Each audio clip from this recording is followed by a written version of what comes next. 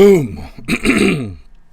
As you can see, I have the larger version behind me, the Boycott Israel flag that we have in the intro. God. Let's try that again.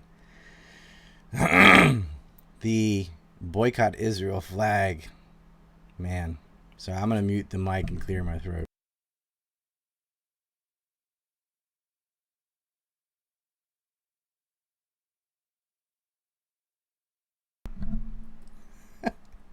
The flag's behind me. If you're on Cozy TV, below the video there's a button where you can buy the banner. It's reversed though. It's the white background with the black letters, like the hat kind of. Anyway, that's there. Had some health issues. Fortunately, I had something prepared from a few days ago anyway. Because I was asked to talk about September 11th, which we're going to do. I set up a goal. When I hit that goal, we'll get into Empire Unmasked on Cozy. And, you know, should be easy to reach. That's on Power Chat Live. Now, over in the picture, you can see our greatest ally dressed up as the World Trade Center is being attacked by Al-Qaeda. And next to that is Adam Fitzgerald, who I'm going to be talking with for about an hour and a half, 2 hours. Let me see. Hold on. I don't even remember. Let's see. Just a second. Welcome. Yeah, a little bit more than an hour. Hour 13. To go over the Hamburg cell. We also go over KSM, which stands for Khalid Sheikh Mohammed. So every time you hear us say, see, I did review this and I figured out, we do a little bit of inside baseball. So KSM means Khalid Sheikh Mohammed, who is the uncle of Ramzi Youssef. Ramzi Youssef, it was the guy that attacked the World Trade Center with a Ryder truck bomb in 1993. And he has a whole story. And we're probably going to start with him next time. I'm going to try and bring in Nelson Martin.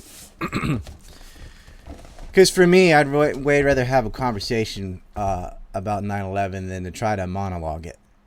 I don't know if you've ever tried to monologue stuff, but you never really get used to it. When you see people like even on here, like Nick Fuentes will just go on a monologue for like 2 or 3 hours.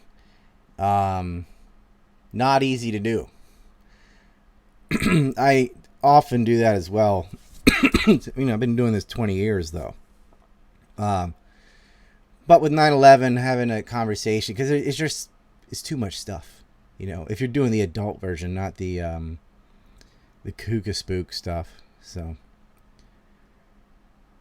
we broke this up into parts. If you haven't seen the first part, which was on the 9/11 dry runs, a lot of the stuff that was happening in the 1990s, then it's on my website, ancreport.com. Just look for Fitzgerald, maybe, and you'll find it.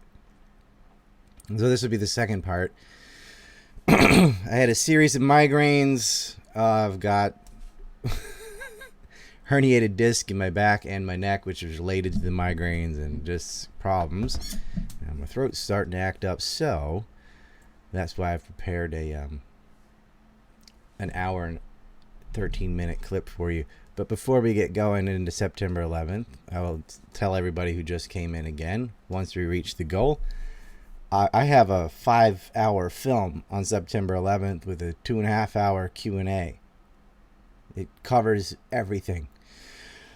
I'm going to put that exclusively on Cozy soon. Just asking to reach a goal. Because I have medical bills. Fortunately, they're in Japan, so not as bad as if I had lived in the U.S., I would basically be bankrupt. I wish we had free market healthcare. I am not saying that universal, which is not what Japan has. They have a mixed system too, but just about anything's better than the oligopolistic healthcare system of the United States. You guys could just go back to what it had in the 50s. Anyway, you ready to go? You got any questions? Power Chat Live. Somebody can pop that cherry, at least send in $1 so that we only have 9.10 left. I'd like to get to at least 109 today. That's a number I particularly like, is 109. No particular reason. Just a number that I like. When someone said my audio is delayed. Well, so what? Yeah, the first goal I did exceed. It took like 6 days to reach it too. And then I got more bills, so I have another goal. I am a capitalist.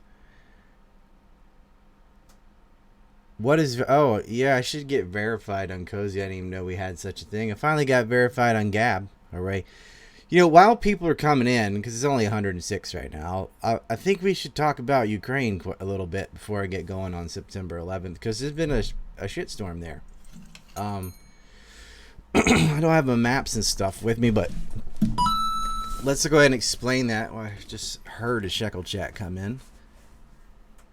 Base Gosling for 20 says, thanks for all your hard work. I know it wasn't your cup of tea, but I enjoyed the debate with Jay yesterday. Go off, King. That I usually like philosophic discussions, but I don't consider that one to be one, because he just basically did the Kant thing and said, well, any immaterial thing, like rules of logic, math, etc., have to come from God. So I'm claiming a monopoly on logic, and now you're not allowed to use logic to debunk that illogical statement, because I've just said only logic can come from God. And I kept saying there's nothing that necessitates that argument. You're just saying, like, it was straw manning physicalism, like John Locke's primary and secondary qualities of objects, right? Like, how can you have a thing that doesn't have a quantity and a size and a shape? Like, all these aspects are intrinsic parts in nature. And he straw man that again, saying, oh, you're just saying it is because it is. And I was saying there's nothing wrong with saying what is it is because it isn't. I mean, what's the alternative? Things, math and all that, movement is all baked into matter. Gravity and heat and all these things and electromagnetism are all baked into baryonic matter. That is, part of the nature of nature. And you don't need to have a grand God thing creating the matter or the properties of matter. And he's just like, yes, you do. Like, no, you don't. I mean, that could sum the whole thing in 2 minutes. I had a massive migraine. I didn't even hear what he said half the time. I just guessed at what I thought he was going to say, because it was just a rehashing of Immanuel Kant's transcendental argument for God, except he swapped out. Kant brought it down to the level of man's mind, where he just said it was God mind, which is like a Berkeley thing. And it's just, I don't know. Like, I don't find those discussions very fruitful if someone's going to be dogmatic. And he also admitted he was a biblical literalist. So I'm like, okay, you believe in 6-day creation and a man living in a whale's belly. You also believe in monarchy, talking donkeys, all that. But see, logic, you're not allowed to use logic to debunk the utterly ridiculous, because he's claimed a monopoly on logic since he thinks anything immaterial, thoughts, mathematics, whatever, have to come from God. I'm like, no, they come from people, and they're derived from interacting with nature, pattern recognition, etc. I explained my position using logic. He explained his position just by declaratively saying logic comes from God because I said so. And I don't even feel you're not even wrong. That's not even an argument.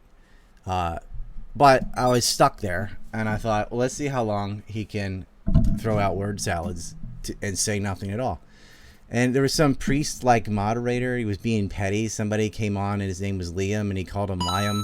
Haha, I mispronounced your name. Oh, whatever. And like, they used some goofy thumbnail of me with my hair all out of place. Like, that's just some petty, immature crap, doing shit like that. And they also called me an anti-theist, which is, I'm married a Christian. I go to church every week. I was raised Protestant. I went to an Episcopalian boarding school. My mom's Catholic. I also went to the Catholic Church. I actually raised money in the Protestant Methodist Church to buy the Catholic Church air conditioning. And I go to Buddhist temples now and then, because I live in Japan. It's very easy. I find fascinating some of the stuff they say in Eastern thought. I'm not anti-religious. I'm anti-dogmatism, because dogmatism is where you end up in a place where you're like, you can't question my set of ethics or cosmological view because it's definitely objective because I think God set it out or whatever. And I am saying historically it's not objective because you don't have access to God, but if there is one, even you do. If you're using the holy books and saying these are my access to God, well, those books are ridiculous. Like like they just are. Like the Quran has a golden calf that's cut into pieces, but if you rub a dead person's body on it, they come back to life. That just didn't happen. Okay. But if you're like, yeah, all miracles are real because God can do anything, I'm like, okay, well, Superman can fly because he's Superman, true by definition in this thing I made up. But Superman isn't real. But yeah, given the parameters of, well, he can, a bullet will bounce off of him because he's an alien, and fine, sure. In the rules of the Superman universe, all those things are true. But the whole Superman universe isn't true. It's a waste of time. I think the better arguments for theism are about consciousness and free will. The ontological argument is crap because things do move themselves. The Pascal's wager is stupid because you're acting like, oh, you can't have inference and associative ability on data. And the transcendental argument is the dumbest because it's just saying, nah, you're granting that matter exists in the external world, but all qualities of it that you think about can only come from your deity. Plus, that's only an argument for deism and has nothing to do with any specific religious character, right? You could say the same thing for Zeus or Allah or Odin or whatever and have the exact same level of coherence, which is zero.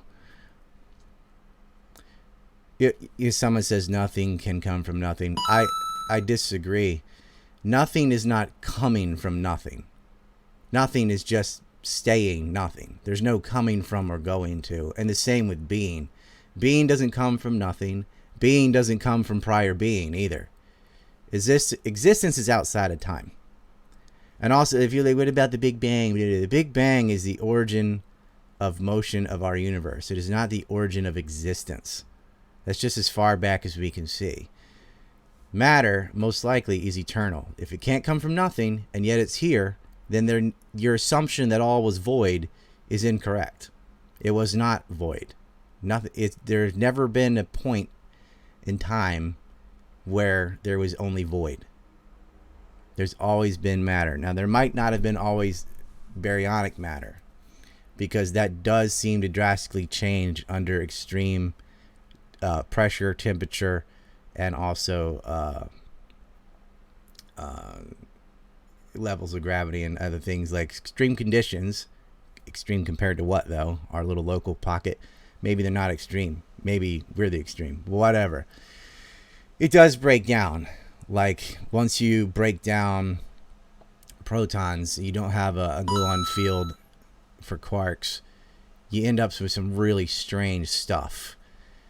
But whatever. In our little localized area of the galaxy, it's baryonic matter. I don't put a lot of stock into dark energy and dark matter. I think that plasma filaments have a better explanatory power than dark matter does. And I don't feel like getting into all that crap. Someone says, take your shirt off. There's a bunch of videos of me kickboxing and shit if you're so hung up on that. Or there was. Ukraine. Okay. How far back? We haven't done an update on that in a while. All right, we'll start with the Ukraine offensives, and I'm going to get to Kharkiv and what happened last night, my time too. Unfortunately, they lost about 800 soldiers in the last 24 hours. I say it's unfortunate, even though the blame is on Ukraine since the coup in 2014. They never should have hit Donbass, and they're getting what's coming to them. And a lot of them are mercenaries from whatever anyway. I still say it's a shame. I think war is always just tragic. There's a lot of these guys, 18, 19 years old, been fed a bunch of patriotic jingoism. In their head, they're defending their land, and, you know, it's sad. It's always sad when a bunch of young men die for the state and commercial interest of, you know, the donor class, we'll just say. Oh, we have some power chats. All right, I'm going to read these because I missed them, and then I'm going to go off on Ukraine, and then we're going to do 9/11. I have to open the page, so. We had several offenses and counterstrikes from Ukraine. Go to the dashboard, I guess. One in Kherson, one in Kharkiv, one in Zaporozhye power plant. Well, that one failed miserably. And in response to that, Russia, for the first time, hit Ukrainian civilian infrastructure and their power grid, saying, hey, if you're going to lob artillery at a nuclear plant, which provides about 20% of the power, then we're going to take out your other power grids at the brink of winter. How you like them apples? That seems to be... That's a really crass way of putting it, but that is what happened. Tired America First says, okay, guys, let's get this goal met. Show Dawson love from Cozy. Looking forward to a Nick collaboration. I heard something about that he was doing a deep dive in 9/11, and I'm just like, bro, I've done the deep dive in 9/11. Come talk to me. I think it would be very big of him, since he has the eyeballs that he worked so hard for, because he's been banned on a lot of stuff too. And I have the information that I have been working on since he was 4 years old. That's not exaggeration. He's 24 or 25. I think he's got a birthday this month, whatever. So yeah, since he's 4 years old, I've been digging into this, and I got the goods, as you're about to see when we get into that. I would love to collaborate with Nick on that. He could just ask me questions, or really just sit there and let me talk to his audience. P1 Dizzy says, we love you, Ryan. I love anybody that sends me money, unless you're a ginger. Because, and let me tell you, this is altruistic. You know how redheads combust into flame when they go out in sunlight? Like real sunlight, not like sunlight in the UK. Although I heard an interesting fact from John Cleese the other day that, do you know that, because I was like, well, we have holidays you don't have, like July 4th. Obviously, you don't celebrate Independence Day in the UK. But he said, oh, we have holidays that I'm not sure you Americans have. We have a day called summer. They have one day of summer in the UK. And they all go out and look at the clouds. Well, okay, so you know how ginger combusts in the flames if they see sunlight. They can't see the reflection in mirror, stuff like that. Another thing that will kill a ginger is love. That's why all gingers are unlovable. And if someone loves them, it'll actually destroy them. And so that's why I say, I love anybody that sends me money. Unless you're a redhead, don't worry, you will remain unloved, because, loving a ginger is basically akin to murder. If a ginger is loved, it'll die. So that's how you know all living gingers are unloved and unlovable. They can't even love themselves. And if you don't know the ginger story, it's the... Nah, I'm just going to act like I hate gingers. I'm actually colorblind, so I don't even know if someone has red hair or not, unless they're close enough, to smell the reek of death on them and the lack of soul. But really, it's a game I used to play on YouTube, where I would just hammer redheads in a joking way. Although we all know female redheads actually are insane. That's not even kidding. Like, above the regular insanity of just woman, there's like redheaded woman, which is the top of tier of, PMS meets LSD. I was just trying to show the double standard on whites and white subgroups. I can say whatever I want about redheads or blondes or whites, whatever, even in a joking way, and not get in any trouble. But if you replace redhead with basically any other ethnic group or subgroup, you'd get, even as just an obviously a damn joke, you'd still get flagged for hate speech and removed. So that's how it started, the ginger bashing. Or is that an excuse to actually bash on? No. Anyway, Sora says, do you think flat earthers are controlled opposition? I think they're controlled demolition. I think the majority of flat earthers are just potheads, and they're not doing it to poison the well. I think they're sincere, and they're honest, and they're just honestly ignorant. I don't think they're like pretending to be flat earth just to associate with people and then go, say something like, "Oh, Israel sucks," plus the Earth is flat. I think most of them are, just did too many drugs and get real paranoid. They can't do simple trigonometry or thought experiments like, why can't I see the sun at night, right? If the Earth is a frisbee, like Jay Dyer's model, right? If it, like the biblical model, without metaphor. Although I think 99.9% of Christians do not take it literally. They do take it as metaphor to allegory because they're not insane. But if the sun is clearly the brightest star in the sky in the day, right? That's why you have a day. And then at night, it goes away, and you can see all the other stars, but you can't see the sun. You ought to be able to see the sun, on the other side of the disk. Like here's the disk. It moved from there to there. Like I'm in Japan, and I also don't know where's the edge. They say Arctic, but okay, it's nighttime in Japan when it's daytime in Virginia or something. I should be able to see the sun.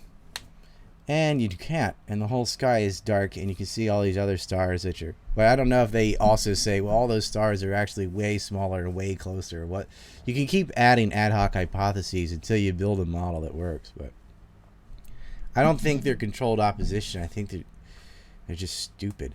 I do think that controlled opposition amplifies their position, though. That should be some obscure corner of, Chris Chan, and I mean Chris Chan, not Christian. The Pikachu, Sonic Chew dude.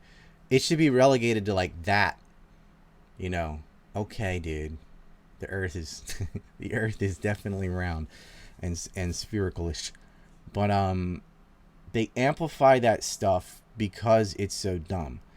And they turn you off if you say something that makes sense. And they love guilt by association. So they want someone to come in and talk about September 11th and then in the same breath say the Earth is flat, the moon's made of cheese, or the landing was fake or whatever, because it's well poisoning. And if they can get someone... That's what they did to Alex Jones. Alex Jones, I know I shit on him a lot, but he definitely was a patriot, cares about America, conservative, all that. But he does smoke dope, and he does get really paranoid. And he was getting some things at least semi-correct, which is damaging because he had an audience of millions, right? And they got him to bite a shit sandwich with Sandy Hook. Because Alex is hyperly fearful of the government taking away his guns. And so there was a shooting, and there really was. It's very tragic, and a bunch of children got killed. But they kept feeding him. They kept casting nets, because they do this to all of us. Back when I had a Facebook, people would come to me with Fetzer-like shit sandwiches all the time. They'd even offer me money. I'll give you $1,000 a month if you talk about chemtrails. And I would say, no, I'm not doing that, because it's wrong. That information is wrong, and I really need the money, but I ain't gonna sell my integrity. That's just, I'm not gonna take your poison pill. It would undermine all my other work on 9/11, Epstein, just everything would be in the toilet if I jumped on one of these. But they got Alex. They told him it was a bunch of crisis actors and that Obama was just trying to take your guns. And he bit that sandwich, swallowed it, gurgled it, shot it up through his nose and back in his mouth again, saying they're crisis actors and all that. Holy shit. And now he's been sued for it. But, he went all in this pro-Trump campaign while maintaining that school shootings are fake, and I'm adding the S there, plural, because in his worldview, they're always going to try and take the guns. If the gun industry makes too much money, so they're not going to get rid of it. If they wanted to take your guns, they're not going to come to your house and pry it out of your cold, dead hands. They're just going to cut off your bank account and credit card and force you to hand it in for a buyback. That's what they do if they're going to do that. I don't see that as an aim. They always make you think they're going to take the guns, and then there's a huge sale of guns, and then they don't take them away. It is a struggle. We do have to uphold the Second Amendment, but staging a school shooting is not going to be the way to do that. You're going to have the same arguments like, well, if someone had a gun, they could have shot the shooter. And there are real incidences of that where, there was just a shooter at a mall only like a month ago, and another guy dropped him. A good guy with a gun kills a bad guy with a gun. It's not a deterrent, really. Like, the matter of the type of weapon you have. Like, they have all these stabbings in London, right? If you say, well, if you had a gun, you'd stop the stabbings. Like, yeah, but then you'd add the shootings, right? It's just like laws with drugs or whatever. Like, heroin, fentanyl, all that stuff's illegal in the United States. It's also illegal in Japan. Japan does not have a drug problem. The U.S. does. Because the cultures are different. If you want to stop shootings and drugs and all that, fiddling around with the law doesn't matter as much as changing the culture, right? Guns are illegal in Venezuela and Brazil and New Mexico, and they have more shootings than the United States because of the culture. Guns are also illegal in like Denmark, and they don't have shootings. But that's not why. It's not because they made it illegal or not illegal. Whether or not you have shootings, stabbings, and so on has to do with the culture, not the law. That doesn't mean the law is useless, but like, it's just kind of toothless compared to changing culture. And how do you change culture? By changing media. You want to, they always say politics is downstream from culture. Well, culture's downstream from the press. And if we don't get our press back from the donor class, our culture is going to stay at odds, and dividing people in all these little subcategories based on gender and biology and whatever, and get the poor to fight the poor. That was a long tangent from Sora's donation. Okay, Voluntarist says let's go and sends 3, and then I heard the Super Mario coin. There's another one. Says I'm off base here. It should show up on the screen in a second anyway. But Sora says, no. Jared 9, contributing to the Trin Diebold Fund so we can get you on more plates and dates. The more plates, more dates guy, who's definitely on Trenbolone, and I don't know what Diebold is. Is that another steroid? He is a fitness influencer. I like functional. I use a mixed martial arts instructor, BJJ instructor as well. And now I just have 2 students who are professionals that we train who go fight in Tokyo and Osaka. I don't think steroids really going to help you in that in the long run. It all depends. You do have people like Vitor Belfort that his body just really matched steroids really well. But no, they're going to give you heart problems, and steroids are bad. You will definitely get a short-term gain, and if you just want aesthetics, really, if you just want to look swole real fast, just take creatine. But you're just adding water weight to your muscles. You're not really getting much strength. Strength training for speed and endurance are very different than just like powerlifting. I'm not going to get in a big rant about that stuff. But yeah, I would say stay away from drugs. Sora said, I left my laptop in a cafe in Tokyo for 4 hours. Nobody touched it. In the U.S., ... Yeah, in the U.S., that would definitely be stolen in the city, the size equivalent. I mean, the U.S. doesn't have any cities as large as Tokyo, but if you left it in like New York City, let's say, it would be gone. There might be some towns in the Midwest or the South where they'd leave it alone, but yeah, I dropped 2 Ichimans, which are about $100, on the ground coming out of an ATM machine where I was holding a baby and an umbrella and some stuff, and it just like fell. I thought I put it in my pocket and it didn't. And people picked it up and saw that I went to the train station and called the stations ahead of me to find like the foreign guy on the train and to tell them that they had my money. And so I went back there later and and got cash that fell on the ground. I also left a camera at a station one time and went 7 stops down and back again. And no one even gave it to the station guy. They just left it on the chair. Nobody touched it. It was still there when I got back. Not a problem. I've been here 13 years. So I lost a wallet inside I left it in a bike basket at the front. No one messed with it. I also parked a bike at a 7-Eleven for like a week. I parked it there and then I walked home because I usually don't ride the bike there, and went to like Okinawa and back again, and the bike was still at 7-Eleven unlocked with goods in the front that I carried there. Nobody touched it. I mean, you don't even have people will watch me do walk and talks here in a major city. Osaka is the second biggest city in Japan. It's far bigger than most cities in the United States. And they'll just see all these unlocked bikes.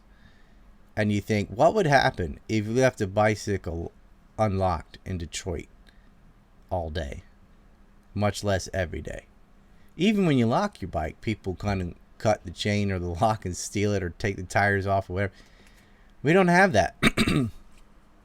But, you know, I'll let the chat fill in as to why. I'm going to say it's cultural.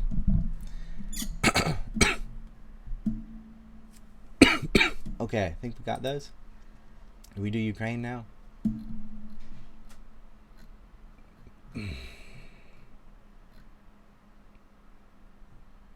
Yes.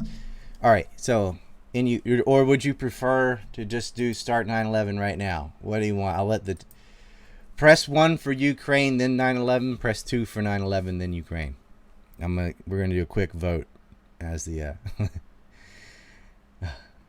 listen to the chat blaming basketball Americans. How dare you? Even that's a subculture. Ukraine. Oh, okay. We got a lot of ones. All right, let's do Ukraine and then 9/11. I honestly didn't know it was going to be so lopsided. All right, let me tell you what's been going on. And listen, you can power chat, but I'm just gonna get through Ukraine. We're doing Ukraine, and then I'll answer them after. September 8th, besides being when the Queen died, was already set to be a meeting between NATO and its lapdogs. And to what was going to be discussed was essentially, with 0 victories up until Kharkiv, it's getting harder and harder for them to justify to their populations to send a bunch of money and guns and volunteer fighters and everything into Ukraine. They're just going into the meat grinder.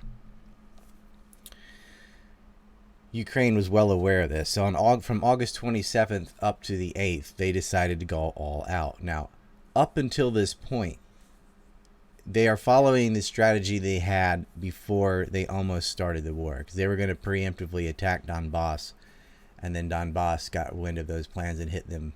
As soon as the heavy artillery went off in February, Donbass fired back, then declared themselves independent, which Russia recognized. Ukraine kept pushing, so Russia sent in troops in a special military operation. It's very different from a war. And people are like, it's a war. I'm like, it's a war in the sense of it's similar in the equipment and manpower and stuff, but it's not a war because legally Russia is greatly restrained. They've got 210,000 troops. They could have over 1 million if they wanted to declare war. I'll tell you why not do that? Why not just get it over with? Well, like, look at today. What happened in Azerbaijan is popping off on Armenia again. And Armenia went to Russia to negotiate a ceasefire, which has to be backed by Russian force. So you could have Russian troops dragged into Azerbaijan. It could pop off in Georgia again. So they're keeping in a special military operation. There's a reason they have reserves. They did war games with China. And it's really, honestly, it is enough, because Ukraine it's just Ukraine. What they did in desperation up until this point, what you've seen is, I'm going to skip phase 1, just go to phase 2, because I assume you know what happened in March and April. Donbass territory has slowly been going to Russia through the main tactic has just been a barrage of artillery because they've got them outranged, out-teched, and out-ammoed. They have more of it, it shoots further, it impacts harder, and they have all the computerization parts that go with it. Like if you've seen my video, a plane is not a plane, a missile is not a missile. It's all the computation of technology that guides those things that make them as effective as they are. It's not the payload, it's not just the range, it's, you know, communicating with drones and all this other stuff that makes them accurate and hit hard. Ukraine's strategy was going to be to pull them into a porcupine, to have zigzag entrenchments, and to play defense in a war of attrition and bleed Russia like they were bled in Afghanistan. Just bleed them dry with this knick-knacky stuff. Don't give decisive battles. Stay in. They cannot siege your cities. All you have to do is avoid envelopment and do this World War I like trench warfare and bleed them through attrition. And you saw one talking head after another saying this is going to be Russia's Afghanistan. We're going to bleed them. We're going to make sure they never do this again. It's going to be too costly a Pyrrhic victory because you really can't defeat them with just Ukraine. But they're going to be NATO trained, NATO supplied, and we're going to force Russia is going to have to come into our porcupine. And why do they think Russia would have to rush in? Because they assumed that the economic sanctions by the West, by America especially, were going to destroy them. We're going to kick them off the SWIFT system, and we're going to undermine their economy, and they're going to have to do a quick war, and they're going to have to run in and sacrifice too many because time will be on our side. Well, they got their premise wrong, because that's not what happened. The sanctions not only did not devastate Russia, and I explained why. There's a video I did with Reed Coverdale, and there's also a Substack post I made that went all into the deep, nerdy economic crap they did, diversifying their currencies and to get around to brilliant way of dodging this economic warfare. Okay, so the result is, skipping all the nerd stuff, it didn't devastate Russia. And not only did it not devastate Russia, it did devastate Europe. And it's had an impact on the United States, although a lot of that is being blamed on Ukraine when really most of the pain the U.S. is feeling isn't from sanctions. It's from Biden. His ESG policy, his insane environmentalist stuff, closing down pipelines, all this inflation. If you remember, this was all occurring before the war in Ukraine. You cannot blame the price hikes and all that on the sanctions. That did matter. It definitely mattered in Europe. These are totally different things. But in the United States, Biden is the reason you have the inflation you have, the supply shortages you have, is from his retarded policies. And it doesn't help to sanction Russia, but they were already sanctioning Russia. Trump already had sanctions on Russia, so Obama, they're not really adding that much. Okay? Europe's a different story, especially Germany, and followed by Italy. I mean, they had paid for a pipeline that they then didn't use. They turned off their nuclear power plants. This all hurts their ability to produce electricity. They need gas, they need oil. Then they sanction Russia outright. They're going to have a very dark winter. And it's hurt Ukraine. So, their strategy of making them charge a porcupine failed because Russia's like, we're doing this at our pace because we're not in a hurry. You're the ones bleeding. You're the ones suffering from attrition. We're not going to charge these trenches. We're just going to sit back and lob artillery because that is a very slow way of getting rid of the enemy, but it's at really no cost. Like, you're not losing personnel. You lose money, but they had stockpiled ammunition. They've been preparing this since at least 2014. They're raining down, 60,000 a day. That's like more than a month worth what the other side has. Like, the West did not plan on getting into an artillery pissing contest, but they're in one and they're losing it. And so that's why you see Russian gains were very methodical and slow. you know. And the key from the Russian war strategy is don't lose personnel. Machines can be replaced, ammo can be replicated, people take a long time to grow. Could they have seized Mariupol, just go in and do it fast? Yeah, at a cost. So what they did instead, they surrounded it. They cut off all supplies going to it. They would not allow anyone out or anyone in. And they let them starve and thirst themselves into surrender. Then they put them on buses, probably sent them to Siberia. A lot of them are in jail in the Donbass. Some of the worst, like what they keep calling Nazis out of Azov, are, you know, working in the coal mines in Siberia or whatever. They're in labor camps. They're done. And they don't have access to their steroids and stuff, and they're shriveling up. I know there are people that worship, you know, Bandera and all that, but I think the Nazi thing is a bit more nuanced than that. Most of these people are just diehard Ukrainian nationalists that hate Russians. It's not the same kind of Nazi as the 1930s, built around anti-Semitism and blaming Jews for the Treaty of Versailles and a little bit different, whatever. So they're doing, rather than sieging, they just surround, because the clock's on their side. Okay, it's the exact opposite of what the West anticipated. So then you see them. There was a breakthrough at Popasnia, and I did a video on what happened there. But Ukraine did this belt theory where they're like weak, strong, weak, strong, weak, and with these strong like circles with like support in between. And Russia just avoided the circles and broke the lines on the weak parts of the belt, and then enveloped them and routed them. Russia's been fighting like Mongolians. They've been doing the Golden Bridge tactic, which they implemented in Syria over and over again, right? They'd always relieve a route of retreat. So in Syria, what they did is, you know, they're fighting them in Hama or in Dara or Palmyra, although they did make one mistake in Palmyra in 2016. I'll skip that. Deir ez-Zor, wherever. But they let them go to Afrin. You can always retreat up into Idlib, which was Sunni all the time anyway, hardcore fanatics. And there's good thinking in that, because if an enemy is completely surrounded back to the wall, they might as well fight to the last man. But if you give them an out, some of them will run away and some will not, which divides their force, and the ones who stay end up getting murdered, and the ones that leave get to live to see another day.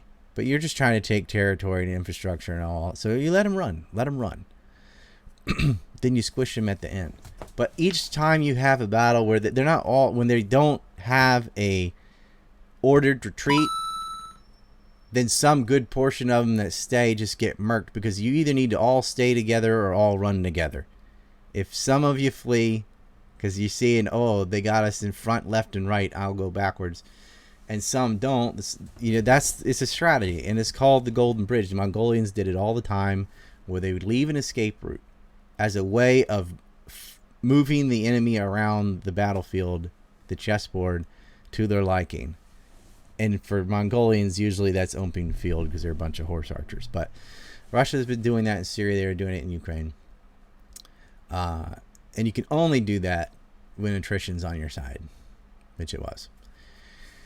So they break through in Popasnia. Then they get Izum, which is a hard place to hold because it's surrounded by forests on both sides and river down the middle. It's not very good for tanks. And you don't get air support because forests cancel out drones and air, because the forests hide you, offers you protection. Forests cancel out tanks if they're thick enough. Depends on the forest. Not all forest is the forest.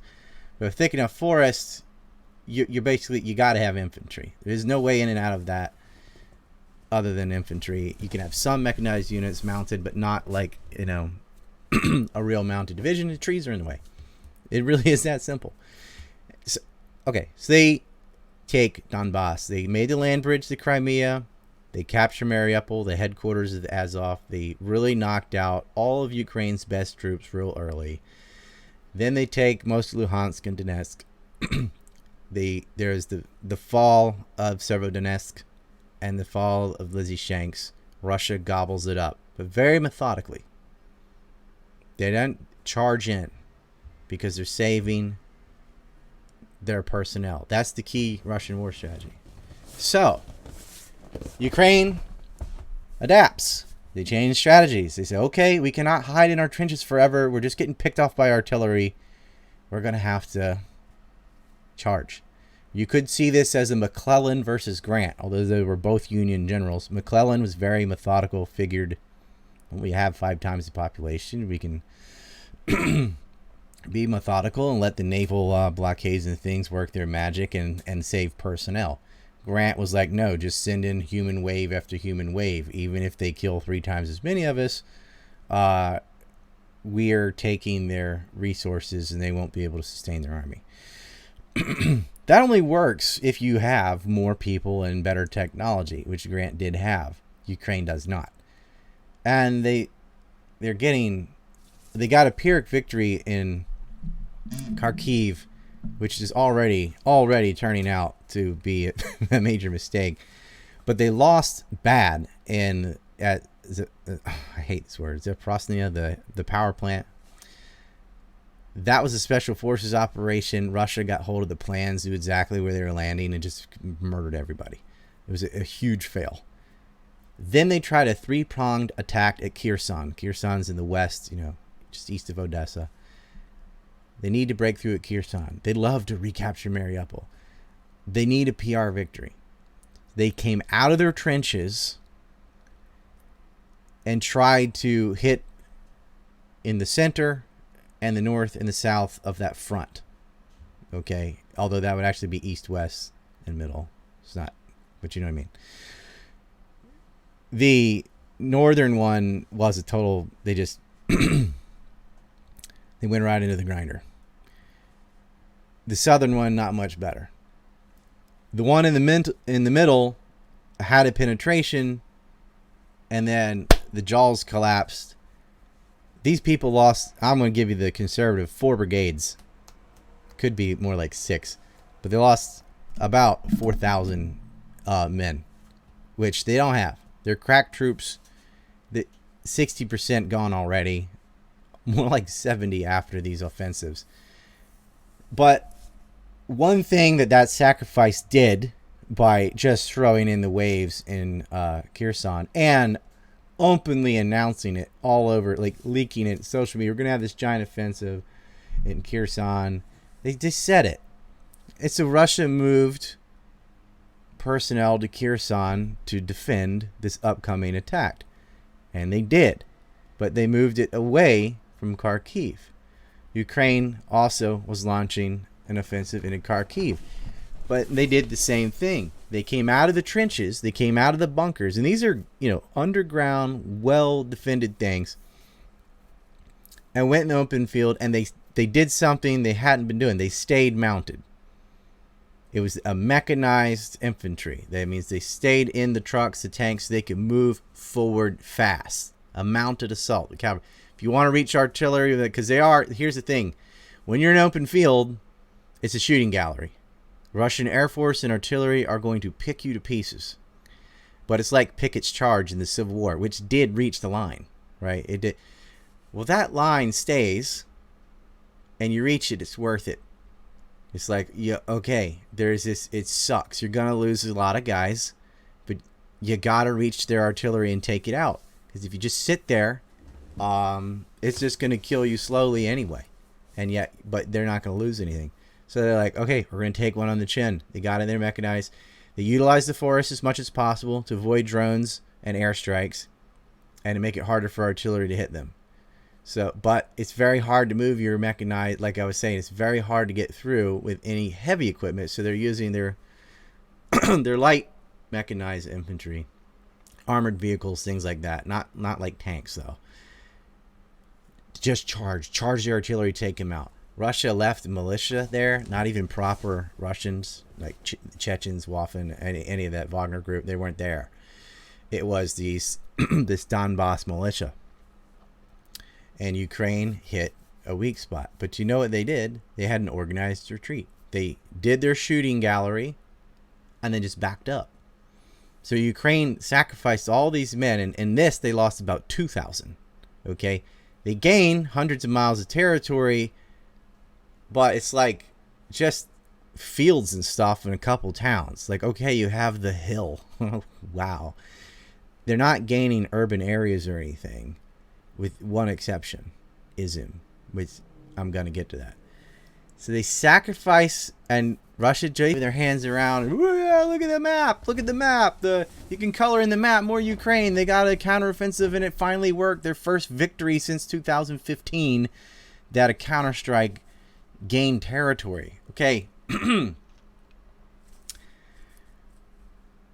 I wouldn't get too excited about that. When you gain that much that fast, first of all, Russia was moving out of there anyway. Because I can tell you what I think. Well, actually, I'm not going to tell you what I think they're about to do, because that could harm it. I told you that, though, before when I was on JF's show, that they're going to do either a real or feint in Kherson and then hit Kharkiv, because that's where it's thin already, and they did. I don't think that was like any great insight. I think a lot of people that have been looking at this every day see this coming. I'm sure the Russians saw it coming. So they just sidestepped. Like, okay, it's like when you're in a boxing match and someone gets their second win and they come in with this flurry of haymakers. You just move. You move, you wait, they tire out, and then you get your anchor punch. That's what Ali did to Sonny Liston. They just back up. They're like, these towns aren't worth defending. We've been ordered to move anyway. Give them their PR stunt. And it was very predictable that Ukraine was going to take this bait and get the PR, because like I said, they're pressured so much to be able to point to something by September 8th so they can show, see, give us money and guns and we can keep going on the offense. Well, what happens? Coincidentally or not, you can decide whether it was a reaction to them shelling the power plant or the offense in Kharkiv. The Russians take out the power grid. Lights off, buddy. Boom. Which they hadn't done up to this point. They said it's reaction to the power plant. Fine. First, the lights go off. Russia pulls its troops out of the way. And now here comes the rain. The artillery and the air power last night was, I'm sure, hell on earth. And Ukraine lost another 800 guys, approximately. So it's like, hooray, you took this field, and now you didn't have time to build defensive positions. Russia finally has you out of your hole, and with nowhere to go. What are you going to abandon the territory you just took and go back to your bunker? Well, that'll ruin your PR stunt. So they start digging in, but just not enough. And they got waxed last night. And they tried an offensive on Donbass, and that failed. And in Izum, Russia was down to one brigade. They've already moved everybody across the river. Izum was only important as part of this envelopment maneuver to Slavyansk. Do you need a map? I think I should get you a map. Just pull up a map. Pull up a map of Ukraine on your own if you need it. What's wrong with saying got waxed? They got what? Starched? What do y'all say? Murked? I don't like saying murked because that's mercenaries, and that's not what that is. They tried to go on Donbass to continue the momentum of the offense. That didn't work at all, because now they're fighting proper Russian military. The Wagner group has just gone into... I'm skipping ahead. I got to talk about Izum. So Izum was part of this offense against Slavyansk, and to envelop the people that were fighting in Severodonetsk and Lysychansk. Because of the Popasная breakthrough, so it's like a crab claw. It can come up from the bottom or down from the top. Well, the bottom one got there first. Izum has lost its strategic importance because the Popasная envelopment already allowed for the fall of Lysychansk and Severodonetsk. That's all Russian territory anyway. So there isn't really a good reason to stay in Izum. It's a weak position to defend.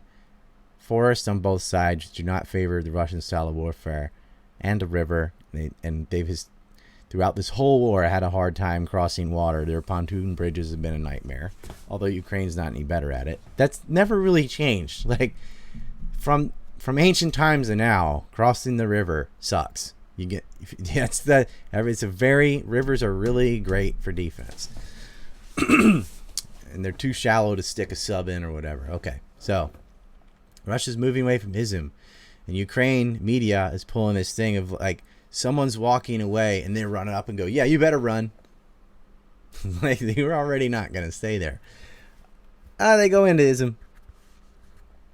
The goal was Ukraine, like the serious people, not the PR stunt they're telling you. They thought, okay, Russia is leaving Izum.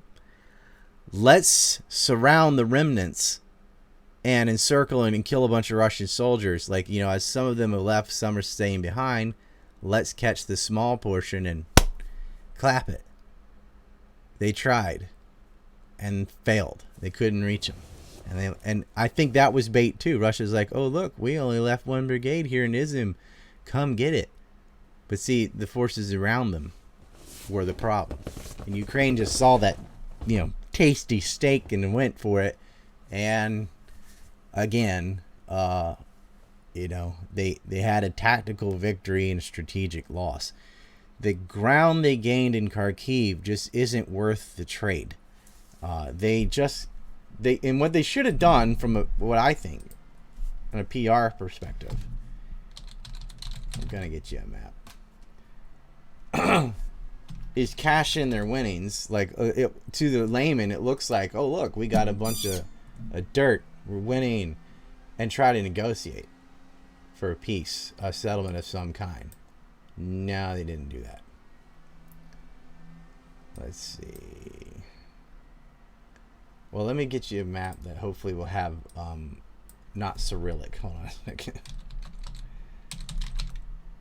Because I'm gonna get I'm about to list off a bunch of stuff where geography's gonna matter. So let me see if I can find one. Let's see, South Front maybe. South Front, by the way, has also been banned on the everything. Yeah, they straighten out their front lines. Let's see.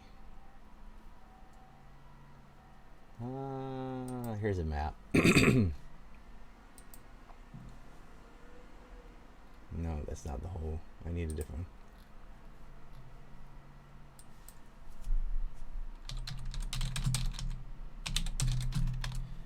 one.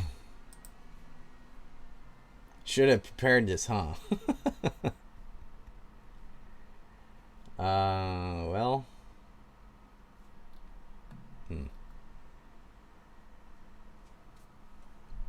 I want to talk about Book Mall, but I'm just trying to.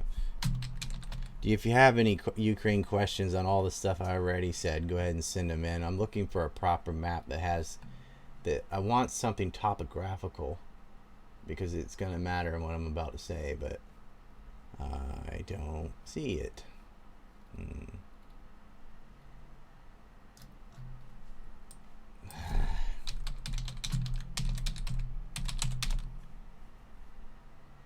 Oh, hell.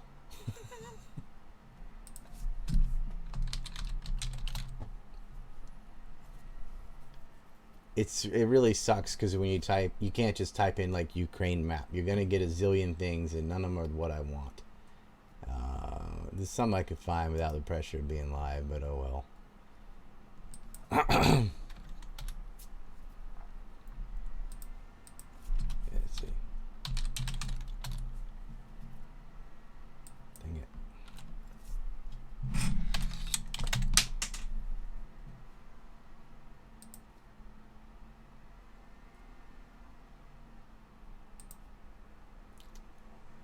God damn it. Oh, hell. Oh, well, I can't do it. Okay, I don't have a map. Whatever. Too bad. There's a place called Book Mall that is absolutely essential in defending the entire string and line from being flanked. If this position gets taken, their whole line gets flanked. And Ukraine apparently withdrew fighters from there to go to the Kharkiv offensive.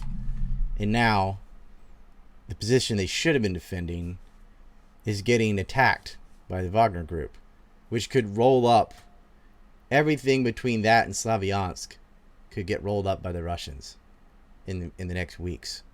So they better have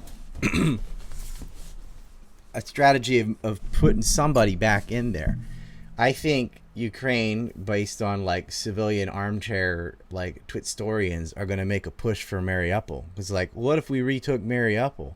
Ooh, in your face, pwned, whatever. And like, well, yeah, you can try to do that, but these aren't militia groups down there. The whole southern front is Russia proper, with your elite Chechens, and a lot of the Chechens so far have been volunteer groups. This is the proper Chechens that fought the Russians, Chechens, and also the Wagner Group, which is like Russia's Blackwater, the high-paid professional soldiers from all across the largest nation on Earth, geographically. That's if you couldn't get in Kherson and lost about 4,000 people, you're not going to get through this region. And Kharkiv be damned. I mean, you floated through, you basically sacrificed 2,000 guys to take land, and Russia sidestepped you. So this is not a strategic victory at all. Although as much as it'd be good, it's good for the morale. I'll tell you how it is a victory. It's a psychological victory, and it's good for PR. It's good for pointing to something so they can get more weapons and money. And it's horrible for the ethnic Russians that live in those areas, which are now going to get tortured or killed. Like, how much stock are they going to have in having Russian forces there when Russian forces could leave and leave without them, and now they're left at the mercy of Ukraine? Sucks for them. But Russia's looking at the... Look, Russia's not... It's Russia. They don't care. They're looking at the bigger picture of, yeah, it will suck for them. But staying and fighting, we would have lost men because they caught them unprepared. It's better to sidestep them so that we can catch them in the open field and annihilate them in the long run. And then we'll retake the territory anyway. But civilians are going to get the brunt of this, and Ukraine does kill civilians, and they especially hate ethnic Russians. That get even support on social media. If they find you doing that, you're getting jailed, beaten, and maybe tortured.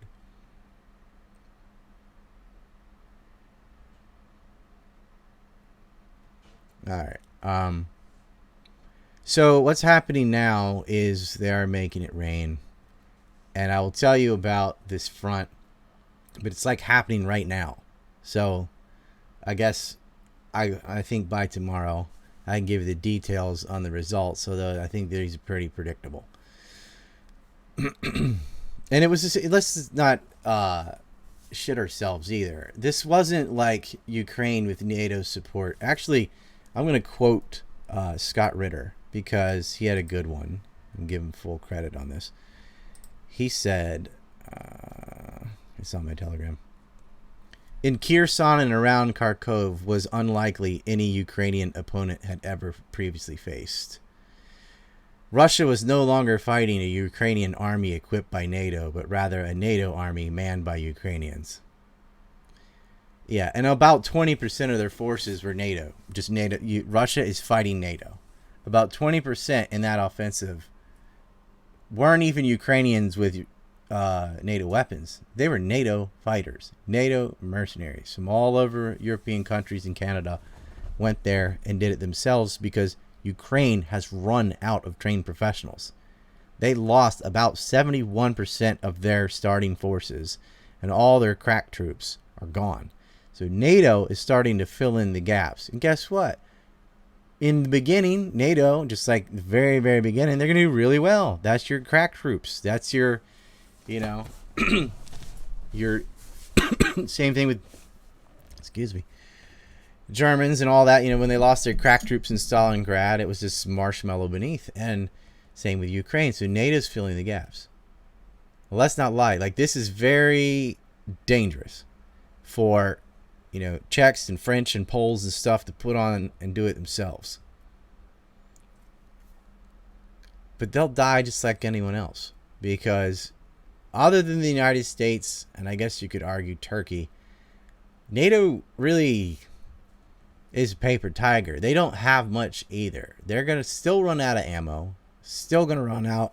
I mean, they have personnel for sure, but they don't have large numbers of professionally trained soldiers.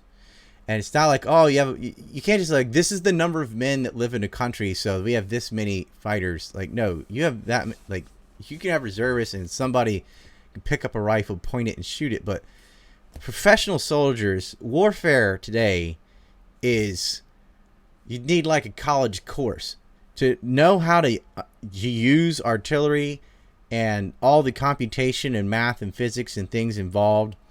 To be a professional pilot of a fighter jet takes years of training and mastering. We think about a drone tech or whatever, a gamer or whatever. How many damn hours that kid has put in to that first person shooting game to get as proficient as they are or whatever, or flying a drone. It's not, you can't just like pick someone and go, here, you do the artillery, you do the drone, here, you drive this tank, much less fly this MiG. Well, like, that's why they couldn't just give them planes. They don't know how to fly F-16s and things. They know how to fly their own style. And you can't just, it's not like a car where you just get in and go.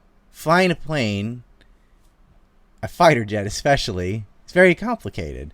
And it has to communicate with the ground. These are professional jobs. They take a lot of math, a lot of physics, and then you have your grunt work, where not everybody can just carry around a 100-pound pack of gear and all that. There's a limited number of dudes, even for this, quote unquote simple, mentally simple jobs, that can do this.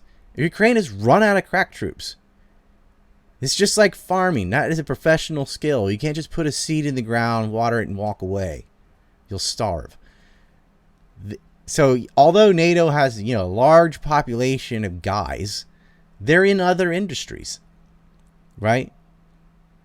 And yeah, they're making the lights stay on. Well, they're not even doing that now, but they clean the sewers, they drive the trucks, they keep all the infrastructure running. They're the accountants, they're the whatever. There's a lot of men and they're doing a lot of things, but not a lot of them being soldiers. And besides, I guess, Turkey and maybe France, none of them have. Like, Ukraine has already lost more soldiers than Britain possesses. Okay?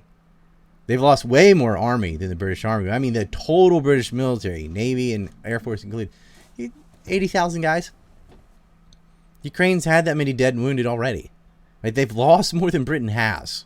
Okay? They cannot just replace them. So the mercenaries that are there, it's not like, oh, NATO's getting going. I'm like, no, that's it. That's all they got. Except for the United States, which is a very big except for. That's a long distance to protract power with a very weak, unpopular president. Americans are not going to put up with austerity for Ukraine. They got enough problems with the border and the inflation and the supply chain crisis and the just the social crap, giving drugs to kids and chopping boys' dicks off and all the crazy crap that's going on in the United States. When elections are coming up, midterms, the U.S. desperately needs a victory, even if it's short-term, pyrrhic, in its nature, to point to justify all the billions they've already sunk into a sinkhole called Ukraine.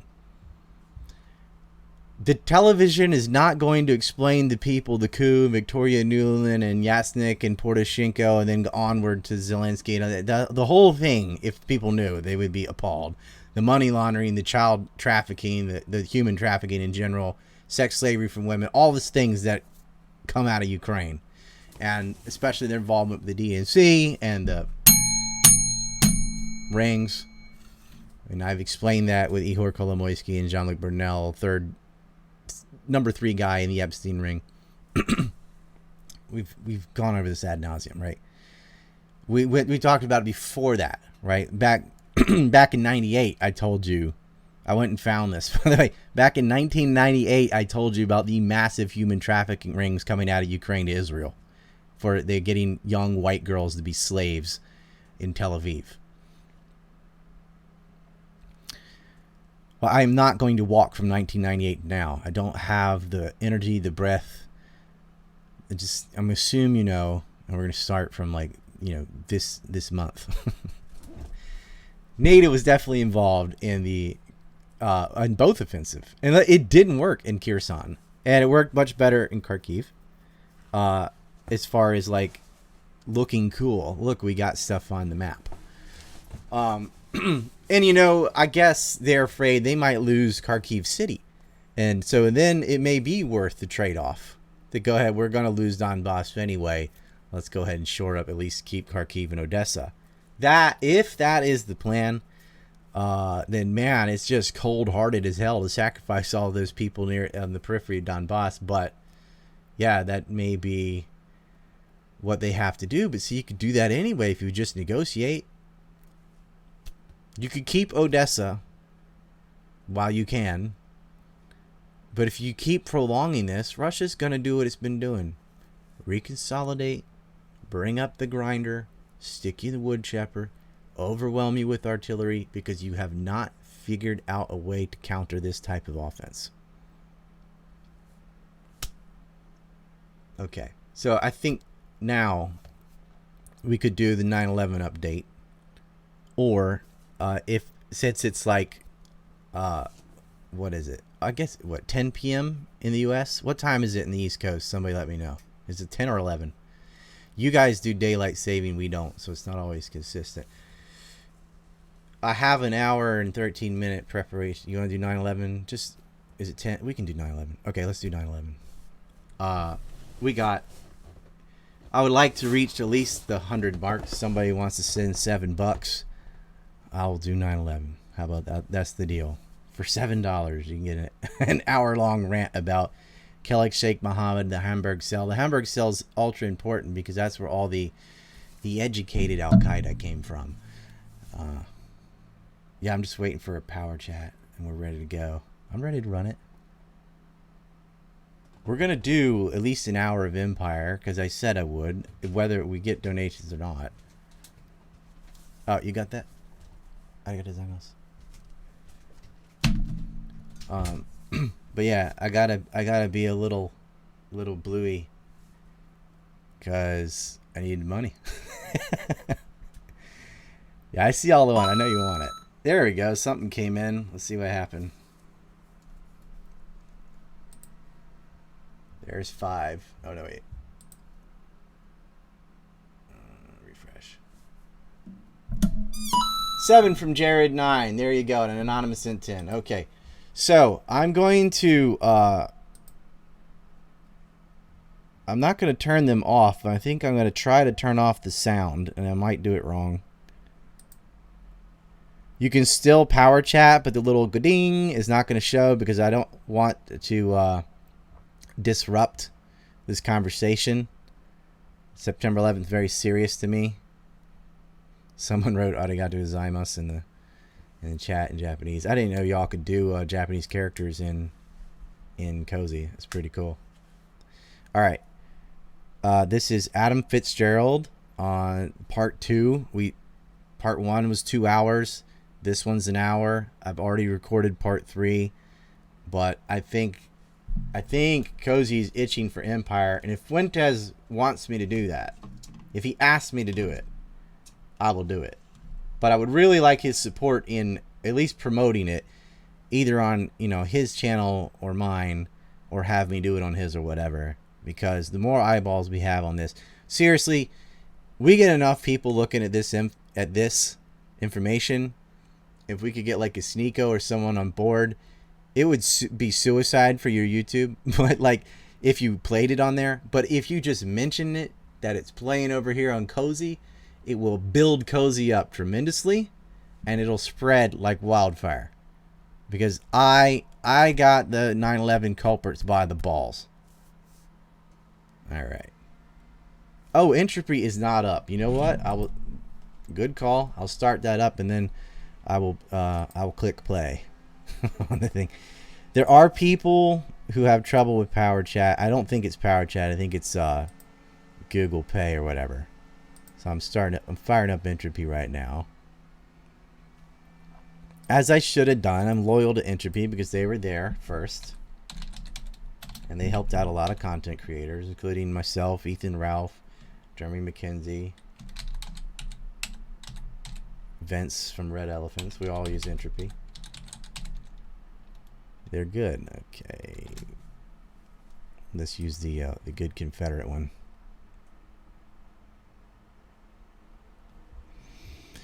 His first day without a headache. It's really refreshing. I got my head pulled like with a pulley this morning in physical therapy. I've got bone on bone right here on this. Nobody cares. That's what old people talk about, injuries, right? Okay, here's the Entropy link if you want to use Entropy. The power chat is also on something. Anonymous sent 10. Spood sent 6 and says, is the market actively preceding 9/11 particularly indicative? Yeah, hold on, let me get another one. 3 from Gerald Pug DJ Rupee Atomic says, check Odyssey. Aha, thank you. I will do that. Thank you. I got Odyssey up. I got Entropy up. I was favoring the cozy crowd, which I should be even-handed. You are right. I'm going to Odyssey now.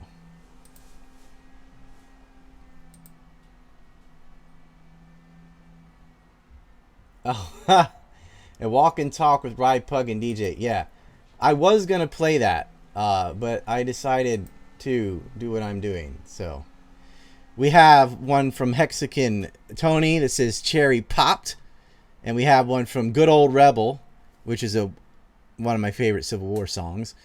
Says, I have a female ginger cousin who protested at Charlottesville with the Democratic National Socialists. I see supporting your work as redeeming the family. You had a femgem in the family, huh? Well, gingers have the leftover Cro-Magnon genes, you know. They can't help it. They're on autopilot. Gingers have no soul. It's just computation all the way down, which is a proven fact, by the way.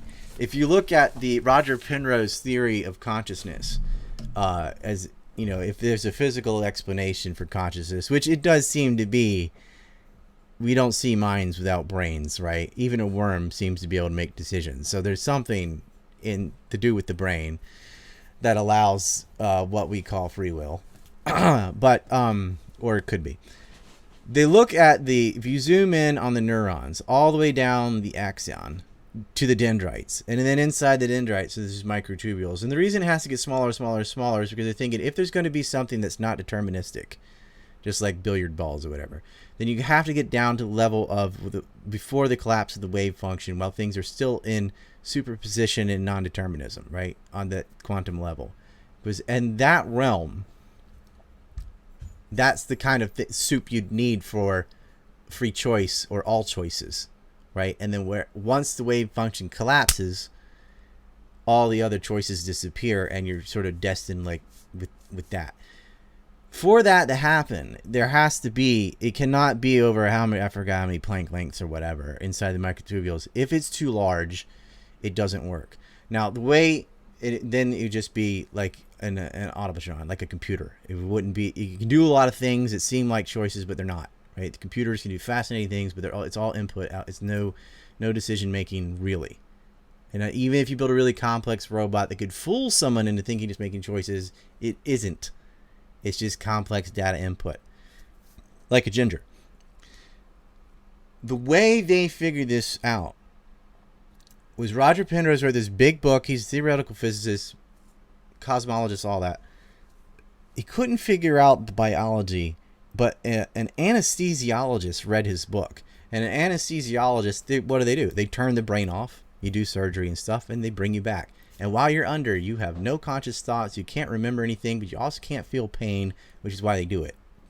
In anesthesiology, he's like, I don't know much of what you just said, of how the brain works, but I know what we use to turn it off. So maybe you can reverse engineer this. Here's the chemicals we use in anesthesiology. This is what they interact with, and what all parts of the brain are being, switched off temporarily, so that you can do things like surgery and whatever. And his view concurred that, yeah, if you're turning off these dendrites, then all these microtubules are going for a period of time are not going to get any electric currents or fields, and so no process will happen. There will not be not only non-collapsive wave functions, there won't be any functions because they're not even turned on. They're chemically castrated. You need an electrochemical process between neurons, and it's actually in the gaps where the information is made, and then it's stored in these microtubules. And when you get above a certain level of information, that's where learning occurs. This is where the will of a human being is located, so to speak. Although it doesn't have a definitive location, it does and it doesn't. It's like all these different types of patterns actually constitute a reality, in the same way that, you know, oscillations in a field are matter, but they're not. But you can't occupy the same oscillations in baryonic matter, but you can in fermions, things like light and stuff like that, whatever. Red-headed people require 25% more in anesthesiology. 25% more of these chemicals to turn their brains off than other people. You can look this up. Redheads, they say, oh, redheads are weak. No, they're not. They just have high drug tolerance, I think. They require a larger dosage because in redhead, that's just a symptom. In the mind, in the brain of a ginger, the gaps, can you see my fingers, are slightly wider. We're just talking little microns wider than in like actual regular human beings. And because of that, it requires more of these chemicals to click them off. That gap is wide enough to prevent this wave function collapse in decision making, which means redheads have no soul. It's just computation all the way down. Every decision they make is just automatic. There is no free will in the ginger science. Okay. 90% of that is true. I made up a part that invalidates the whole thing, but you can go ahead and try to search for which part was added in. But anyway, September 11th. Let's get to it. Somebody sent in a $50 super chat, so that's why if you're like, why did you go on that long thing about gingers? Hey, if you send a $49 joke about redheads, you're going to get a $49 response. It's fair. And you will notice, like, the way I respond to $3, $30, and so on is very different. Although I gave Sora a long-winded explanation for only $5, but that's because I've seen this person donate before and whatever. Okay, let's go. Let's get it on. Fitzgerald, 9/11. Take your questions at the end, and I will be watching Odyssey, and I will be watching Entropy. All right. Boom. Let's get it. Let's go. Hit 9/11. 1. Welcome back. This is another Dawson Fitzgerald series on September 11th. I call it 9/11 Truth for Grown-Ups. Because unfortunately, much of what is under the banner of 9/11 Truth is conspiratorial, kooky nonsense. And that's not to say all conspiracies are nonsense. It's just those conspiracies are nonsense. If I hear anything like airplane denial, thermite smoothies, or mini nukes, or do weapons, I'm going to throw the computer through the window. And I think I might join you. Yeah. That's what got me to tap out of this. That and having 3 kids. Like, I just didn't have the energy to deal with the kook movement. Like, I really didn't have pushback from people, like regular people who are inquisitive about September 11th. It's the, did Bush do it? The types. And, man, if you didn't say there's a bomb in every window and, Building 7 was eaten by aliens, then you're just a government shill, dude. Never ending. Never ceased. It got worse and worse, didn't it? Like, at first, it was just controlled demolition, and it wasn't so bad. And then it was like the half-planers, and then the full no-planers, and then the dustification, and, it just got dumber and dumber as the years went on. It got so bad that one of the guys from Loose Change, the original Kooks, complained about how kooky it was getting. I think it was Dylan Avery complaining to Abby Martin. Like, yeah, right. Can you imagine? I don't think any of that old '80s commercial where the dad comes in and finds the kid doing drugs. He's like, "I learned it from you, all right." Yeah, I learned it from you. It's like, they learned it from you, dude. You're the original kook. Ah, I mean, that's full circle for a guy like Dylan Avery to be complaining about the nonsense in 9/11. Like, bro, you're the one that sent a missile at the Pentagon. There were pods on the plane and the missing gold and all that crap. Oh well. I think that was 2000. Was that 2013 when he went on RT with Abby Martin and complained about it? It was around. I think it was after that. Let's see. Was it after? Yeah, because I was in my old house. Let's see. Maybe, whatever. It was like way after 9/11 though, and way after Loose Change. You know, it'd been 6, 7, 8 years or something, and then he's complaining. I just thought, how does it feel? You know, like I wanted to really? say, yeah, how's that feel? You know, did he get cooped up, right? And you know, Burmese never recanted. He's still selling Kool-Aid. No, in fact, yeah. You've seen the interview with him and Reed where he basically doubles down. It says, I called it. Planes. Yeah, because Jackman was defending him, and I was like, "Nah, man, that guy's a full-on kook," and never repented, never recanted. He's still. I can't do it. I can't do it. He thinks Flight 93 was blown out of the air, all that stuff, and that's the problem, is we can't get the kooks out of the way, and get an adult version of 9/11 out there. It's either the government official story or like the Jonestown story. And I think, I'm not sure which is worse. I think Jonestown's even worse. I mean, they lie more than the state, which is hard. I think in terms of internal damage to the truth movement, it was their own words that doomed them. Because when you compare, like, for example, Judy Wood or No Planers, it makes a lot more sense for the government's version to be true than their own position. Mm-hmm. And that's the whole irony of it. I mean, I said ad nauseum to these people in the last 2 years. I told them, I said, you know, what's funny is that when you say there's no hijackers, you actually absolve the intelligence agencies regarding the monitoring of these people years prior. Yeah. So who we blame? Not allowing key witnesses in the trials and all, like, lots of things disappear when you don't have them. And I don't think they did that on their own. Like, if the playing field was even and they didn't censor people like me, then my work would have gotten out all over YouTube and everything. But, you know, they shadow banned and then blanket banned me. Whereas these other things get amplified, 6 million degrees. No matter how like the dumber it is, the more widespread it becomes.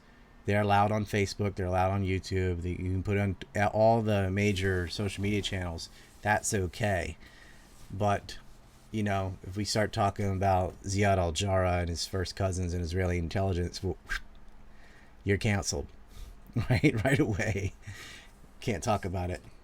Yeah, I was doing pretty well on YouTube. And then I think recently, about a month ago, I told you about it, that I was posting your videos, the old videos. I got a strike. Mm-hmm. And I was like, wow, that was like one of the more, I guess, liberal versions of Dawson in video. It wasn't even like where you were cursing much at all or denigrating anything. It was probably used to be from my YouTube that got yanked too. And all I'm doing is saying what happened. But they're scared to death of the information, and I think a little bit extra when I say it, because I'm also going to get into the Iraq War, the Syrian War, and Ukraine, and a bunch of other taboo things they hate. So they don't even want people to find me, period, because I'll talk about everything you're not allowed to talk about, plus 9/11, and going on back. I mean, I just did the Numek film, as you know, and they hate people like me. I saw recently they banned this guy, Andrew Tate. Very different from myself. He's more of the manosphere guys, but he had some opinions on COVID and other things you're not allowed to have, and they blanket banned him. And what's important here is there has to be collusion between social media groups or someone above them giving them directives for all of them to ban somebody on the same day, right? When you get banned from Instagram and Facebook, fine, they are the same company, but also Twitter and also YouTube and also TikTok and also, you know, your Gmail, which shouldn't be unrelated. I guess this relates to YouTube, but they'll ban your web host if you have a website, like everything all at once. And that happened to me in 2018, and that happened to Andrew Tate a few days ago. A blanket ban, and that means there must be someone above telling all of them, erase this person. And that's what happened. And it's not for no advocating violence or any of the rules. It's just, we don't like what you're saying, so we're going to get rid of you. You're saying political opinions that we don't want to hear. But if you say, you know, Judy Wood stuff, that's allowed. That stuff's still on YouTube. That's allowable. And even Jones, all his crap with earthquake machines and microwaving dollar bills, they left him alone when he went full crazy. But when he started saying things about election fraud and stuff like that, they got rid of him. You know, even him. And then he got sued, rightfully so, over school shooting denial, which he denies denying, but he definitely did. You know, I understand that you have a responsibility, and when you go out and say something crazy, you should pay the consequences. What about people saying things that are accurate that get canceled? You know, Morrison, I don't know if you know Morris Sale 88, but they destroyed him so bad financially, he died in Cambodia. Just couldn't, he had no income anymore, and it killed him. Like, that's disgusting, man. And it was over his Syrian war coverage. You know, he didn't say Assad's a monster to gas his own people, so he was out, right? You're seeing it now with Ukraine. They've made a list, right? And it's regular people. It's Tulsi Gabbard, Scott Ritter, Ray McGovern, journalists that have been accurate on everything else, right? On the Iraq War, especially with Ritter and McGovern, right? And they're just like, these are information terrorists, yada, yada, yada. Comes out from, you know, Ukrainian Nazis. And people like Chuck Schumer and stuff pick it up and spread it around. Yeah, these are Russian disinfo agents and da-da-da-da-da. And that was their excuse for the Hunter laptop and everything. Oh, that's Russian disinfo. It wasn't. It's real. It was real. It still is. And then we know now the FBI approaches people like Zuckerberg and tells them, hey, this is disinfo. And you know they know it isn't. But I've got a good segue here. They had that laptop since December 2019. It's not verified by mainstream or whatever, other than New York Post, until the middle of this year, right? Just a few months ago. So they knew better. And they knew in 2020, October, during the election debates, they definitely knew it was real. And they lied. And Twitter outright banned it completely. And Facebook, you know, dialed it down to where it was impossible to find. And this is reminiscent of the FBI that spied on antiwar.com, particularly Justin Raimondo, rest in peace, for a piece he wrote where he verified Dominic Suter as an official 9/11 suspect, which he is. And they didn't know how he got that information. It was simple. They redacted it, but they shared it with the other countries. So you could just go look up the 9/11 suspect list in Italian, or, you know, I looked it up in Spanish from Argentina, and there's all the names. And a name is a name, so it doesn't change with the language. Very easy to read. And Dominic Suter's right on there with kind of like Sheikh Mohammed and others, right? And of course, he's the owner of Urban Moving Systems, and eventually you and I will get to that. But the FBI went after antiwar.com because of Justin's story on 9/11. Like, why are you protecting this guy? What gives? So our own agency is trying to downplay and stop the spread, because Justin wrote a book called 9/11 Terror Enigma, and he went over the dancing Israelis and stuff in that book to a point. And so rather than, you know, being mad at the people involved in September 11th, they're mad at the journalists that uncover it. And that was our FBI. So you can be damn sure they monitor social media and tell them who to get rid of, who to dial down, who to shadow ban. And they try and financially ruin you, because that bleeds into Patreon, PayPal, Venmo. All these things will cancel you if you tell the truth about September 11th. And I'm a living example of that. Sucks too, I'll tell you that. But we're going to get into it anyway. So last time you and I talked, we started with the 9/11 dry run in 1999 from the click from Arizona. Tickets paid for by the Saudi state. Car was rented by an Al-Qaeda operative. It had been in training camps in Afghanistan, and they tried to break into the cockpit. It's some cockamamie excuse, and Robert Mueller let him go. Of course, Robert Mueller's part of the revolving door with King and Spalding, just like Christopher Wray and many others. That's a tangent, but they let him go. And then, of course, 2 years later, September 11th happens. Now, we said we'd get into the Hamburg cell, and I don't know a smooth way to do it, but the cream of the crop, all the pilots basically, except for Hanjor because Ramzi couldn't get a passport or whatever, are in this Hamburg cell. So we've got Mohammed Atta, al-Shehi, and al-Shib, who never made it, and then al-Jarrah, who never really lives with the other three, but he is in Germany.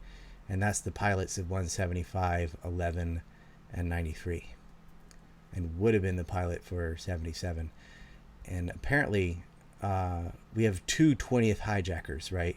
Because a lot of people say Musawi is the 20th hijacker. And then some people say Ramzi bin al-Shib is the 20th hijacker. And both are correct, because Ramzi couldn't get into the United States, so he starts wiring lots of money to Musawi to take his place. But ends up being Hanjor pilot 77, maybe, because there's a question mark there, 6 on 77, and we'll just put that on the side for now. But then we definitely have Mohammed Atta and al-Shehi, Marwan. And then there's Ziad al-Jarrah, who doesn't seem to have been a pilot either, and we'll explain that later too. But these are supposed to be the best, right? They speak English. That separates them from everyone else. They're college educated, very advanced, engineering degrees, very educated Muslim English-speaking radicals who meet in Germany. They meet with KSM, and these are the guys that will be the ringleaders of September 11th, Mohammed Atta in particular.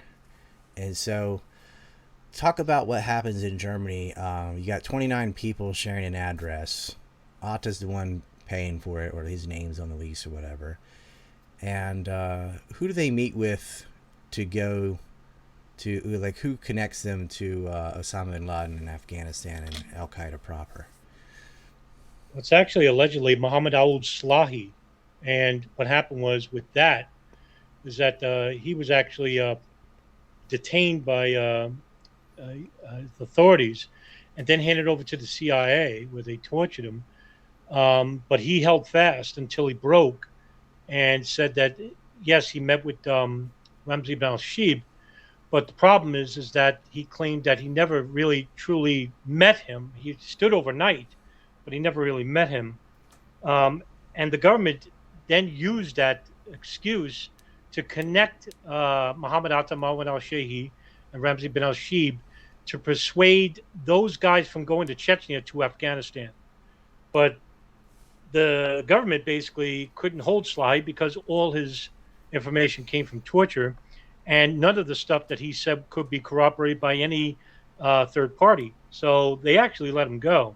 So with that story broken, we really don't know whether they had a connection, a true connection to Afghanistan.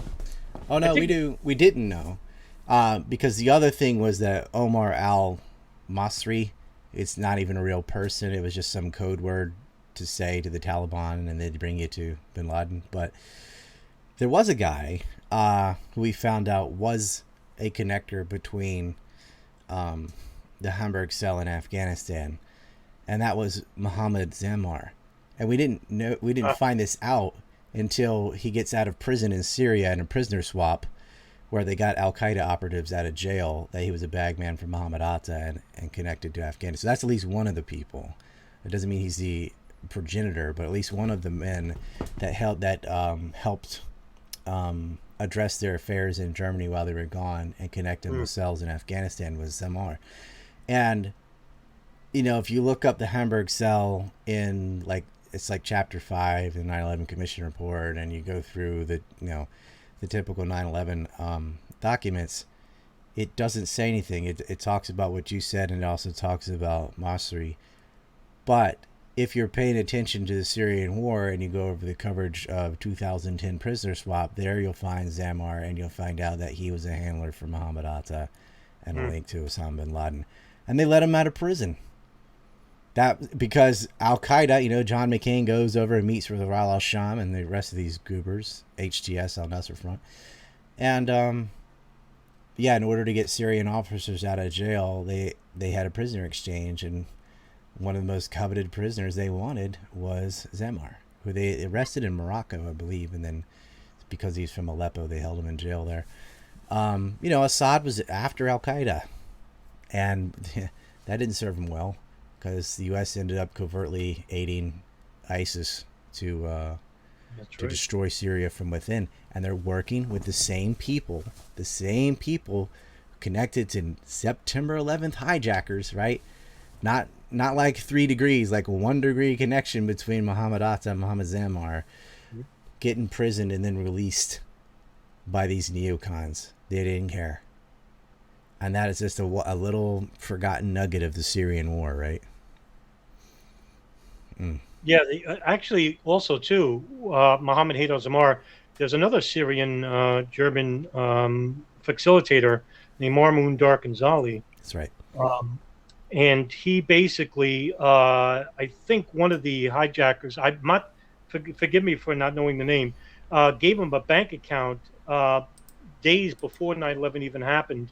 And the United States government basically wanted no interest in Marmoun Darkhanzali, even though it's alleged that in 1999, the NSA and the CIA were actually bugging Mohammed Haydar Zamar's cell phone and tried to recruit him as a CIA agent.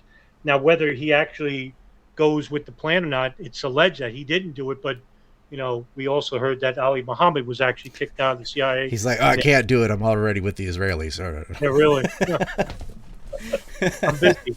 I'm busy. Yeah. I'm taken. Yeah. That's interesting because, Zamar actually still a German businessman to this day, even though he had, close connections, intimate connections with the Hamburg cell themselves. And it's shocking to me that here's a guy who's basically, forgotten by the public altogether, and he's still running around. I don't think they even knew him to forget him. Like, that is not... The only name they know is Muhammad Atta. That's it. Maybe Hanji Hanjur. That's because they're sort of westernized names. I don't know why. Or because Atta's the leader, and he's with the Prague stuff. With Anthrax, but that's really, for 9/11 noobs, that's other than bin Laden, that's the only name they know. So yeah. I mean, I guess they know Osama bin Laden. Maybe KSM. Nah. They don't know him. Yeah. No. No. Well, look, if they don't believe they exist, why would they remember their name? I mean, I don't know. I mean, if you knew about the 93 attack, you should know something about KSM and Ramzi Youssef, and that got memory hold, didn't it? The World Trade Center bombing in 1993. They're like, "Oh yeah, did that happen?" They asked like it's some faint memory. This isn't 1893. It's 1993. It was on television for days. It's a big Ryder truck explosion. Had another one 95 in Oklahoma. That's a tangent, but it was weird to me. Like on the day of September 11th. They didn't compare it to 1993 when it was the same target. 1993 had a World Trade Center attack with truck bombs. And on September 11th, there were some trucks or vans found with explosives. But obviously the focus is on the planes that hit above. They didn't know yet whether the fire prevention systems had been tampered with. All this would come out later, but they never referenced the 93 attack. It was always Pearl Harbor. Because what was the response to Pearl Harbor? Nuclear weapons, right? And who else had been talking about that for a while? Project for a New American Century, right? That's right. For those who don't know, PNAC, or Project for New American Century, was this outfit of neocons who they had an online publication called the Weekly Standard. It got its seed money from Lockheed Martin. Richard Cummings did a good article about it, Lock, Stock, and Two Smoking Barrels, excuse me. And it was just propaganda to go into war in Iraq. But they had a lot of stuff trying to juxtapose Saddam Hussein and Osama bin Laden. And this is all before September 11th, even like a month before. And they're the ones that reiterate the lies about anthrax and the Prague meeting and WMDs and all that stuff. Are these people? And in their sort of magnus opus paper called Rebuilding America's Defenses, Strategies for Securing the Realm, they reference Pearl Harbor 4 or 5 times. They need a new Pearl Harbor. And that's the only line out of that document that people know, because Alex Jones said it a million times. They don't even know that's not PNAC. That's one PNAC paper, and there were many. But at least they know that line. Somebody even made a movie around that line. But it is telling that they didn't bring up 93 because they don't want people to remember 93. Because 93 was a disaster. I mean, they had boxes of documents that they never read. And they weren't even coded. It was just regular Arabic. And no one looked at it. It's just the incompetence level is insane. Or it's on purpose. I think it could be a mixture of both. Yeah, I'm like, I don't know how you could be that stupid, but it is government. So I'll wrestle with it, right? Sure. But yeah, you're looking at, look at our press secretary today. Oh, well, yeah, we're going to spend our way out of inflation. Some of the stuff they say is so out there that I think, yeah, well, maybe they just are that bad. Like, it's not on purpose. But then you think there are people like Henry Kissinger, Zabinski, like before, like a James Baker guy that are not dumb, who definitely know better. Like Dick Cheney knew better. He said in 1994 what would happen if we went into Iraq. He spelled out exactly what would go down, the quagmire. So we know that some of them knew. And, he made it to the vice presidency, so it's not like he couldn't say anything. They just don't care. They're like, yeah, I'll profiteer too. So there are definitely people like Blinken and, Nuland, Psaki, like who are just, or Kamala Harris, who are just morons and don't know any better. But there've got to be some people in the CIA and FBI who definitely know better. And so I used to break them up into groups into A, B, C, smart but evil, dumb and evil, not evil but dumb, and then you get both. And yeah, the A-class group, the Richard Pearls and those people, they knew better.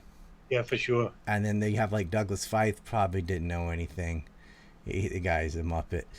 Yeah, but they'll just do whatever Pearl says, right? And then you get like the McCain, who's just evil and stupid. If he knew, he wouldn't make a difference. Like father, like daughter, right? I mean, like father, like son, like granddaughter. Yeah. Well, I mean, it lives up to the quote by Osho. Basically, goes democracy means government of the people by the people, but the people are retarded. Well, the people have no information because and I'm not sure if I'm hoping it would matter if the news was better, but I'm not sure. But there seem to be a swath of people who don't. They're working 9 to 5 and they're just done by the time they get home. And they just want to plug into their sitcom or Netflix and not worry about it. News comes on, they just sort of take it at face value, like right. Corona and all this stuff. They're like, yeah, put on the mask, whatever they say. Not everyone has the luxury to think about it too long or whatever. I try to make excuses for them, but yeah, I feel like if the television told them the correct information, they'd follow that too. It's just they don't like making decisions themselves, right? Critical thinking, yeah. Mm-hmm. I mean, like Reagan pulled out of Lebanon when TV came, and then that's what we did. But he could just as easily stayed, and they would have gone with it. They do whatever the television says, and so it's really for 95%, I'm just pulling that figure out of my butt. But like for the big majority, it's whatever's on TV is how it is.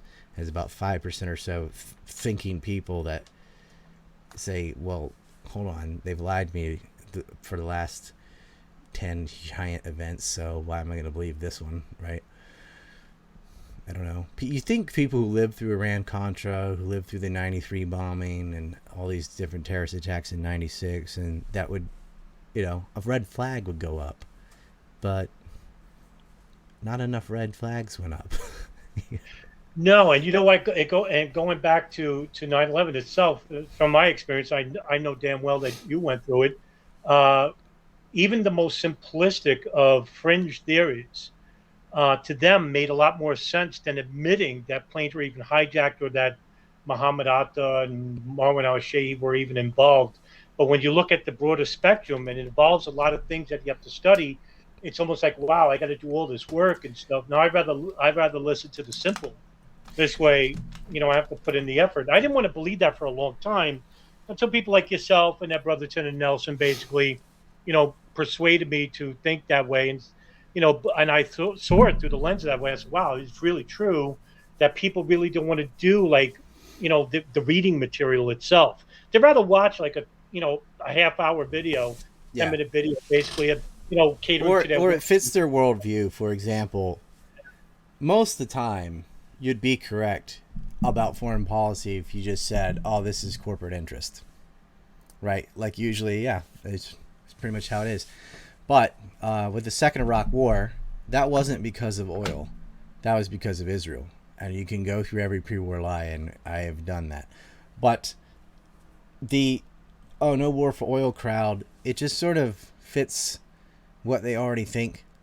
And so they go, you can say, but look, the imports of oil don't change before and after the war. It doesn't matter. Facts don't matter. They hate big oil because they hate big corporations, because they don't like rich people and they don't like companies and whatever. It's their kind of progressive worldview. And so they swallow it. And explaining to them the Israeli agenda takes history and time and real understanding of what's going on and specifics, right? Like, look at these lies. Where did they come from? Who lied about Niger? Who created the Office of Special Plans? Who lied about aluminum tubes and weapons under the palace? And each one of these lies about WMDs, anthrax especially, doesn't go back to big oil. It goes back to this neocon clique of Zionists. It's too much detail. They're like, nah, man, corporation bad, bro. Big oil did it because the Middle East has oil. They're like, why are we in Syria? They don't have oil. They're not an oil exporter. That's still oil. We are taking their oil, what they have, to hurt their economy, but they're never a big exporter of oil. It doesn't matter, And then in Ukraine, they support the Ukrainians. Yeah, and not realize what they're doing. No, they have no clue. No, they're just. So yeah, part of it's just whatever fits their simplistic worldview, and a lot of it also is just whatever's on TV has to be right. Pick a team, and some of it's just sloganeering wins over everything. So to actually understand any of those conflicts, you need to know a lot of things, and it's just easier to have a one-liner like "No war for oil" or whatever. Yeah, it's. Putin bad. As long as you keep saying it. Yeah. And it's funny because you go, from my experience anyway, like these fringe conspiracy theorists, the ones that believe in the outlandish, they always tend to blame Israel for 9/11. And I'm like, your theories don't match up with the real theories that show even a greater, what could be potentially a greater part of complicity for 9/11. But because you don't believe in a hijacker like Ziad Jarrah, for example, look at what you're throwing away. And I try to tell these people, to show them that, he has a family connection that goes back, years, decades of Israeli intelligence. But they can't get over the hump of believing in hijackers. Also, logistical support for Al-Amari by the Urban Moving System, or not for Classic International Movers, which we learned from Urban Moving. Yeah, the Israel connection, the actual Israel connection, gets buried. And this is where I feel like there's collusion with sort of I think the kook theories are organic. I don't think the CIA made them up, but I think they sort of amplified them. And so what happens is in the same people who say Israel did 9/11 also say thermite or whatever, right? Or mini nukes. Yeah. It discredits it. It seems like the people talking bad about Israel, a bunch of crazy people. And the reason that gives it even more credibility that intelligence or somebody is feeding this is Jeffrey Epstein. All the people that think he's still alive then add and he's hiding in Israel, right? And so the Israel-Epstein connection, which is very real, gets kookified by saying, oh yeah, he's still alive and there was a body double and blah, blah, blah. And I'm like, why is it that all these kooks are so anti-Israel? Now, I understand being against what Israel does, the home demolitions and colonizing Palestine, and they did have a role in 9/11. But everyone's saying that also says they're like, and the moon is made of cheese, So why is that? How could you be smart enough to know what a foreign state's involvement is? And I swear it's like people went into these groups and saying, make sure you add Israel, because nothing is better for Israel than to get crazy people to say stupid stuff about Israel. Yeah, exactly. Yep. Because then they could use that in the public eye and say, you see, they're all the same. They're all crackpots. Yep. Then the public will basically say, yeah, I mean, well, we could just dismiss them. This is why I'm really I'm really careful with Israel, because I know that there's a lot of evidence tying them into 9/11. But there's better evidence of Saudi Arabia. And why not? Yeah. I agree. But people like Bolin just ruin it with their crackpot theories. I'm like, I wonder if he's doing this on purpose, because I don't think he's a stupid man. I think he knows exactly what he's doing. And, I used to complain about Christopher Bolin for a long time, and I used to get a lot of backlash from it. Well, at least he speaks about, the taboo subjects. I say, well, not really. When he starts complaining about missiles hitting World Trade Center 6, Khalid Sheikh Mohammed is actually a double or a fake in Guantanamo. I'm like, there's a reason why he's doing this. Mm-hmm. And he's dragging the reputable researchers who have real information, or even he used to be on my forum posing as a woman. I know you told. I can't believe he did that. He did. Yeah, he had two characters on there, and one of them was like a hellacious anti-Semite. And I'm such a free speech absolutist. I wouldn't ban people, but I had a category called trash when I'd relegate them there. It's kind of like our sewer. I do the same thing on Telegram. I have a thing called dumpster fire. I think it's called Spurgatory now, where you can say whatever you want, but you're not going to mix it with A and C report. You just go down to the gutter and talk to each other. So anyway, that was, I mean, he'll talk about them, but what was I gave an example yesterday. It's not the Proud Boys. It's some other group. Patriot Front, I think it's called. And, one of their head leaders is this staunch white supremacist. He and I got at each other one time in Telegram.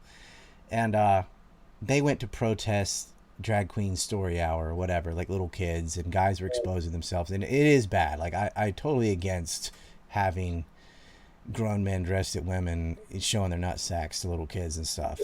Should be illegal, and you should not have a loophole of exposure because you're helping trans or something. That hurts the trans community, in fact, right? Do it in front of adults, not children. Whatever. Shouldn't be around children. Yeah, and it shouldn't be around unwilling adults either that didn't know you were going to do that. But anyway, they went to protest that. I'm like, cool that you're protesting child abuse, but you're doing it as racist. And so nothing will help them more than having a bunch of white supremacists attack them, And I'm like, why? And those groups are soaking up a lot of people who are disenfranchised and hate a lot of things that are going on today because they've poison pilled it with white supremacy. It pisses me off every time I see somebody, I'm wearing a Confederate flag on my shirt right here. Every time I see some racist asshole with a Confederate flag, I'm like, oh, dude, what the hell? You're making us take 20 steps backwards. That's not what that's about. But that's what it's going to become about, because guess where the camera goes? Right to those idiots. And yeah, they're ruining it. And that's kind of what the kook movement does. It'll criticize Israel, good for you, but in the same breath say some outright crazy stuff. And that just makes it that much harder to talk about 9/11, and it makes it that much harder to criticize Israel. Because even without 9/11, there are plenty of things to criticize Israel about. You don't have to make any up or add anything. Like, that is a horrid colonial state as is, and filled with acts of terrorism, child imprisonment, and shooting kids in the knees and eyes and balls, and you don't need to. No, you don't need 9/11. You just every day what they're doing is horrible, and we just send them money. And I just made a little onesie for babies that says "Don't bulldoze me" with a Palestinian flag, and that's how deep in our own end zone we are that it's controversial to say "Stop killing babies." Yeah, right. I mean, that's where we're at. It's just because you'd have to have someone on the news say they're shooting babies, right? Or they don't know, and they don't believe it. And yeah, it is interesting to me. They did that with Epstein. They did that with September 11th. Of all the crazies, also seem to blame Israel, which is weird. Yeah, I think, but I hate to implicate people, but there are some times where it's almost like it's obvious what they're doing, and then you wonder why they're doing it in the first place. And then you know why, because the message is basically to get the public to say they're a bunch of crazies. Mm-hmm. And I've always thought that way with Alex Jones. Are they aware of it? Are the public aware of it? Well, I mean, like people like Bolin, does he know that he's a poison pill? You know what I mean? Like Jones, that's intentional? Definitely. I've messaged. Look. I've messaged Bolin and his wife, and I messaged them what I thought of them, and I thought that what they're doing is, counterproductive. But I never got any type of response. Now take a look; they're no longer active on viral media. You don't hear anything about them. Just like the same thing with Rebecca Roth. There's very few people that are now active from that period of like the peak 9/11 truth movement. Basically, these people just disappeared.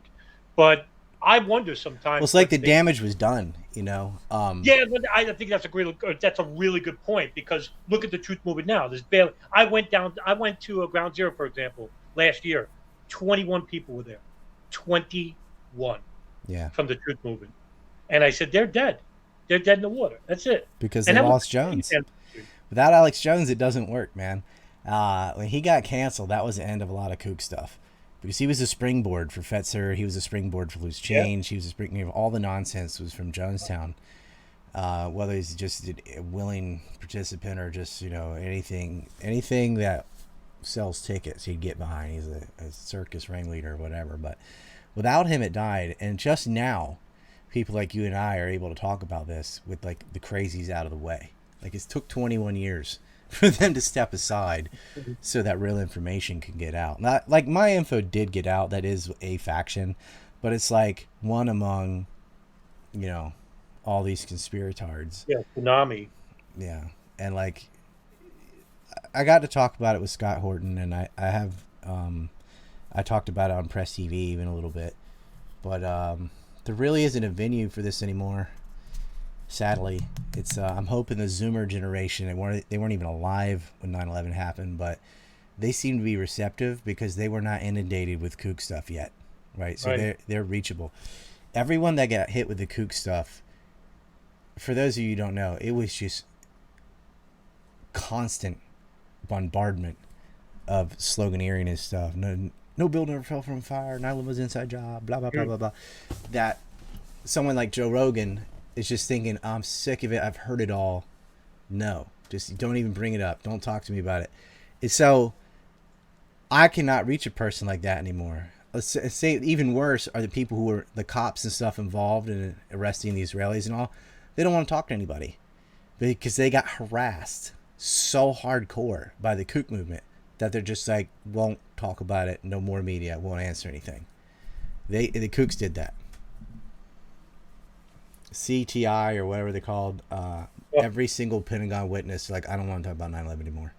because these groups went and just harassed them. Say it was a missile. Say it was a missile. Say it was a missile. And Yeah. they're just like, get out of my face. And so when I try and approach these people, they're like, I'm not talking about 9/11. Go, well, thanks, kook movement. Yeah, thanks.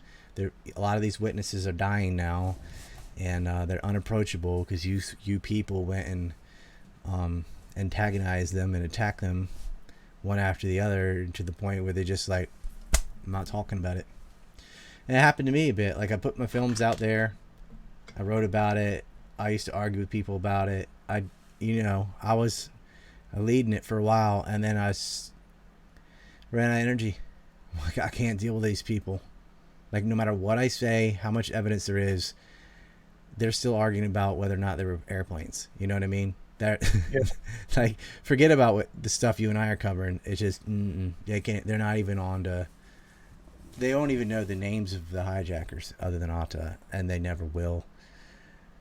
And yeah, that's why I tapped out, and I'm getting back into it, and it's definitely necessary. And I'm really glad that like guys like you and Ed and Nelson carried a torch and keep at it. But after my third son was born, I was like, I'm not doing this. And I don't know, I got sucked in hardcore to the Syrian war and now Ukraine, and but this is the most important event in our lifetime, and the truth ought to come out, and now we have a chance. So getting back to Hamburg, we have several men who did end up meeting with Osama bin Laden and Khalid Sheikh Mohammed. Talk about Khalid Sheikh Mohammed a little bit, because we alluded to him being involved in the 93 bombing. Can you give a little background on KSM so people know why that's so important? Because he comes up again with several other hijackers that met him in Malaysia. So explain to people what a central character this guy was in these terrorist attacks. Yeah, sure. One of the more intriguing figures in the terrorist community, and has his tentacles wide, that goes back even to the Afghan Civil War, the Afghan-Soviet War in 1979, where he became inundated with the Salafist jihadist mentality under a notable warlord named Abdul Rasul Sayyaf, who basically gave him a job. I forgot the name of the newspaper that he was publishing at the time. And a little bit before that, he actually went to the North Carolina Agriculture Technical State University in the 1980s, and he received a mechanical engineering degree. But he faced a lot of racism there, and basically said later on that this is actually what made him hate the United States in the beginning. Then he went to Peshawar and tried to work with his brother. I think his brother's name was Zahid or Zahed, something like that, and joined with the Mujahideen. And then from there, he basically ran into a family relative named Abdul Basit, who's also known as Ramzi Youssef. There's a lot of mystery behind where they were originally born, but they grew up in Peshawar, called Baluchistan, in Pakistan, that connects with Afghanistan and the Silk Road.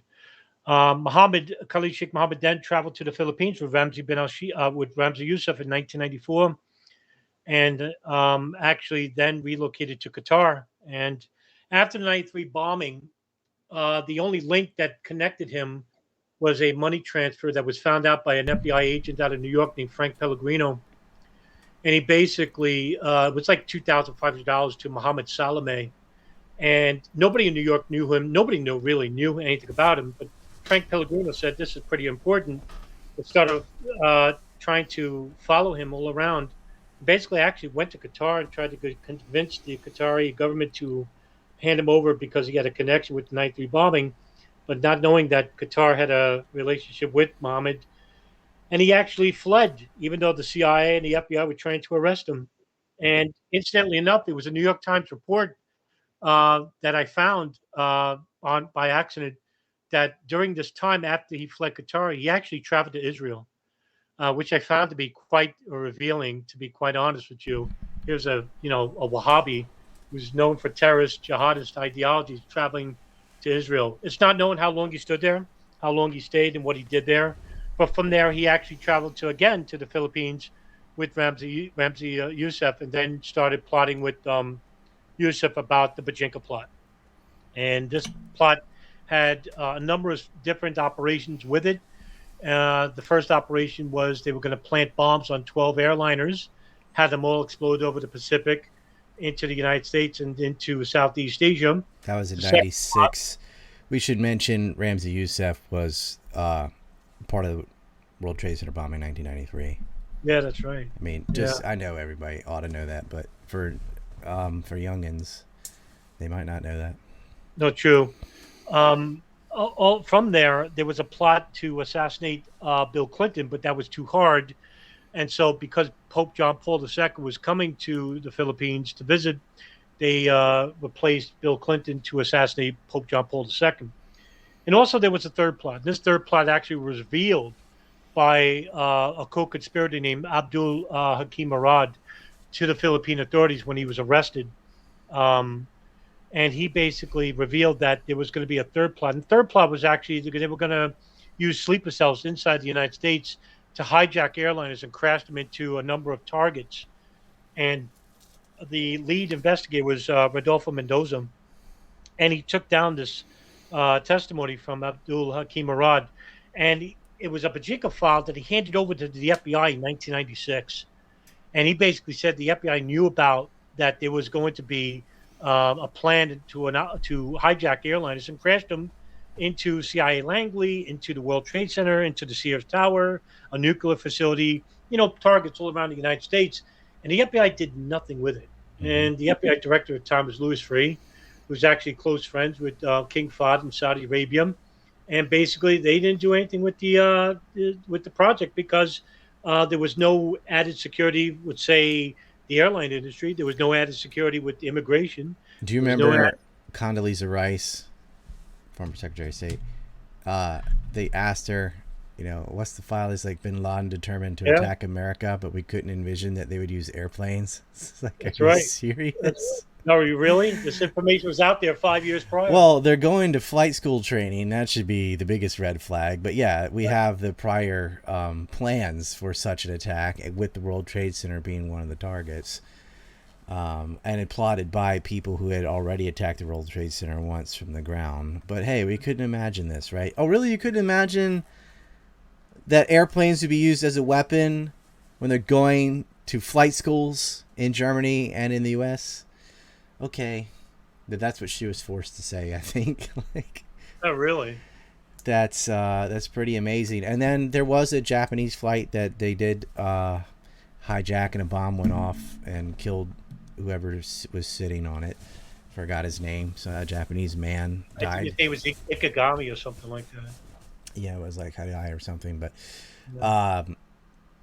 and that was the thing, kind of to see, can we smuggle this past security, right? They had a new plastic explosive or something. Right. And yeah, so for people who don't know Bojinka or the Millennial Plot too, they were both involving hitting targets with airplanes. Okay. And they were going to hijack them from the Philippines. Same difference. So they definitely should have known about that, and should have known what the targets were. And then when you've got people that you've been monitoring and you have their cell phones bugged, like they had the hub in Yemen bugged and Hamburg, you ought to know if they're going to train at flight schools that they're aiming to use airplanes to hit targets. And yet they allowed them, in all but one of them, into the country on fast track visa. Was it Rick Springfield really complained about that, the Jeddah rubber stamp? Is that his name? It was Springfield. Maybe it wasn't Rick. I'm starting to forget these things, but whoever. They let him in, and they're using the real names and everything. And actually, what's funny is the one guy they didn't allow in, that Ramzi bin al-Shibh, did have an alias, Ramzi Omar, right? So the guy with the fake name is the one that didn't make it. But everyone else got in smoothly, and openly were training in Florida, Arizona. And the FBI did nothing. The CIA did nothing. The CIA wouldn't even share its information with the FBI, and the NSA wouldn't share its info with the CIA or the FBI, which is what one of the justifications for creating the DHS was the lack of communication between alphabet networks. So they wanted one more, I guess, to connect them all. It's just more bureaucracy. So now we have the DHS so they can, scan your bags and all that. And then at every test where, how they, what was it called? White hats or whatever. They go through and try, they're allowed to try to pass security to test it. They get through. Yeah. So big waste of money.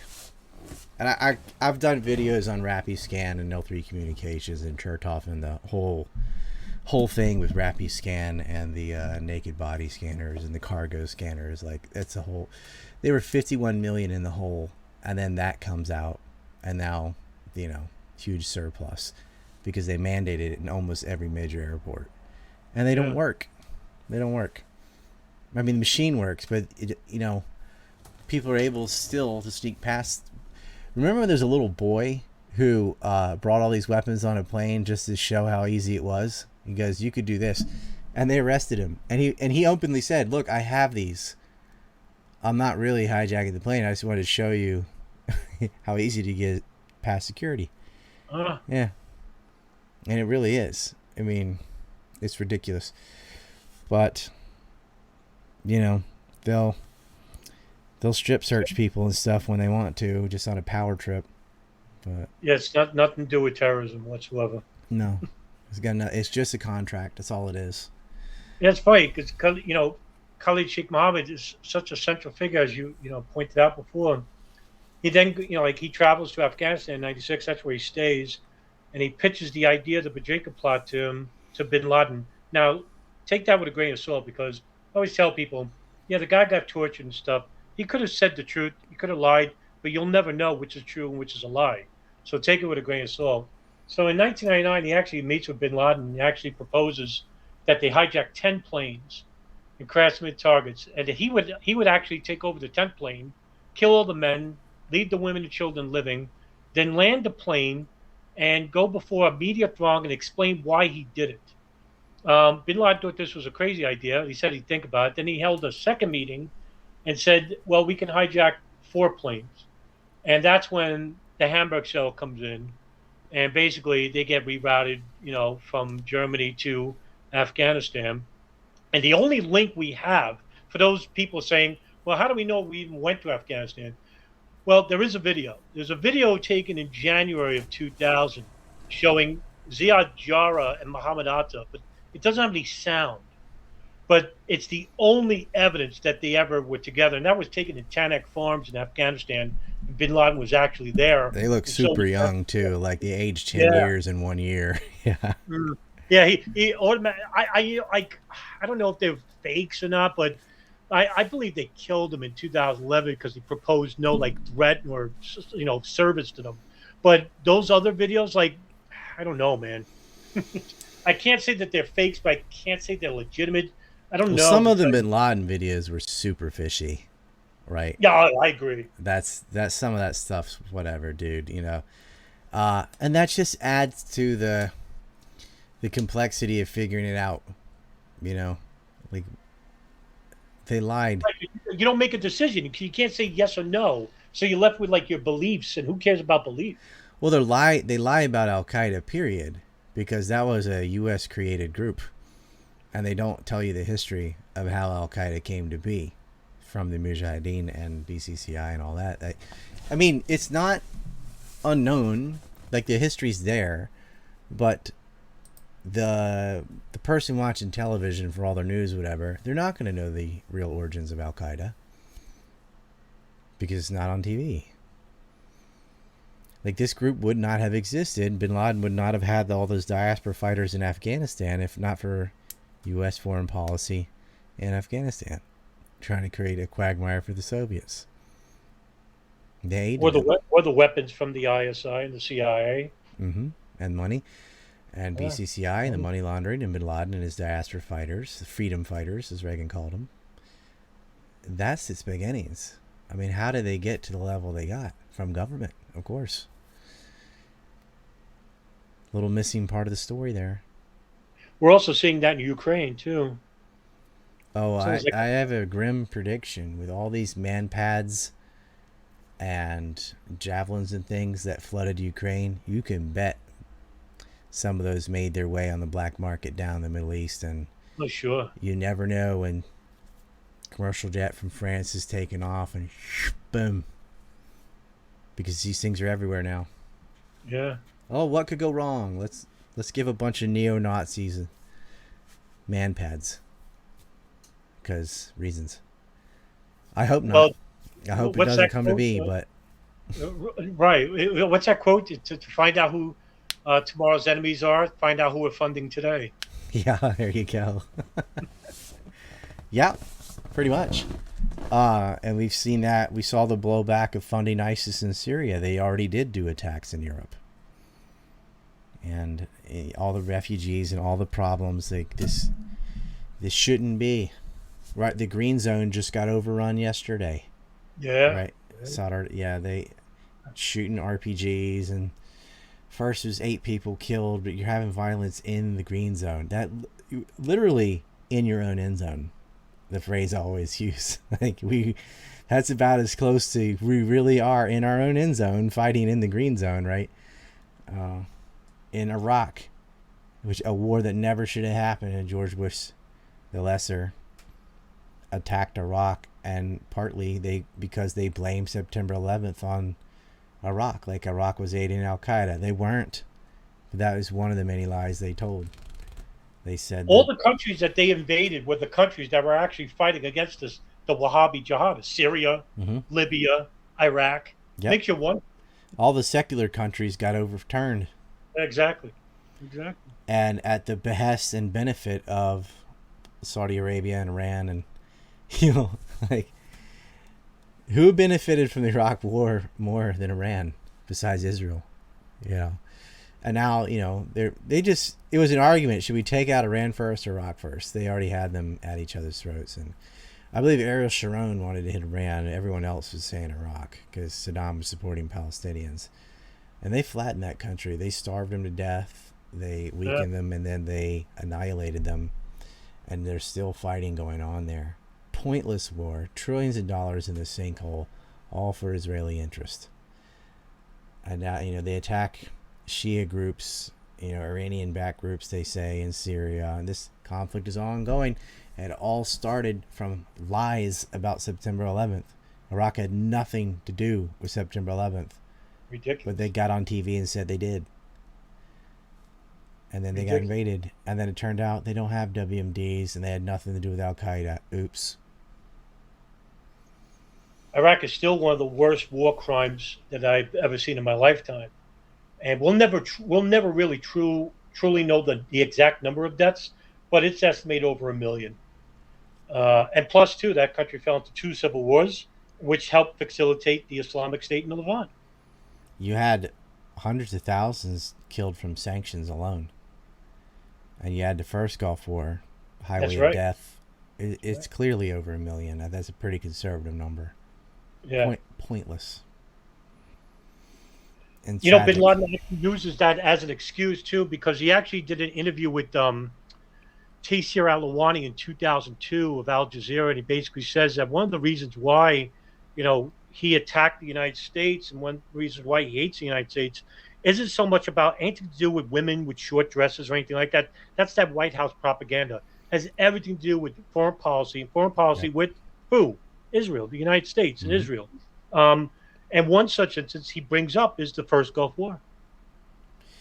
And their two major grievances was, and this is, you can go to the Bin Laden unit and hear it right out of their mouth, is the Israeli terrorism against Palestinians and having troops on the Holy Land in Saudi Arabia. Yeah, that's right. Yep. That's right. Which were removed. After 9/11, Bush quietly gets the troops out of the Holy Land and invades Iraq for Israel. Yeah. It's funny. I tell people, like Ryan, I tell people all the time. I said, just listen to people like Ramzi Youssef, or when he was sentenced for 1993. Just listen to Bin Laden. Listen to these people.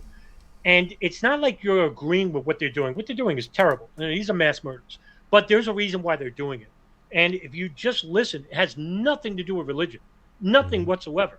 Has everything to do with U.S. foreign policy. And if everybody just is like, well, why are they attacking us? Why are they doing this to us? Well, if you look at our foreign policy, how detrimental it is and how brutal it is, well, then you can understand why they're doing it in the first place. Not like again, I'll have to say, I'm not agreeing with what they did, Yeah. and Well, it's I still mass understand. murder. I get it. I understand it. Like, Yeah, exactly.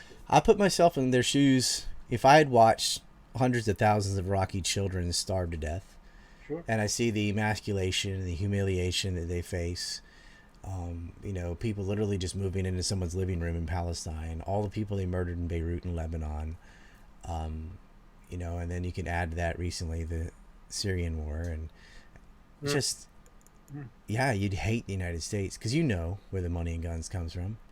And you'd Sure. have to be asking yourself why they don't even benefit from this. Why are they doing this? Why are they doing this to us? Right?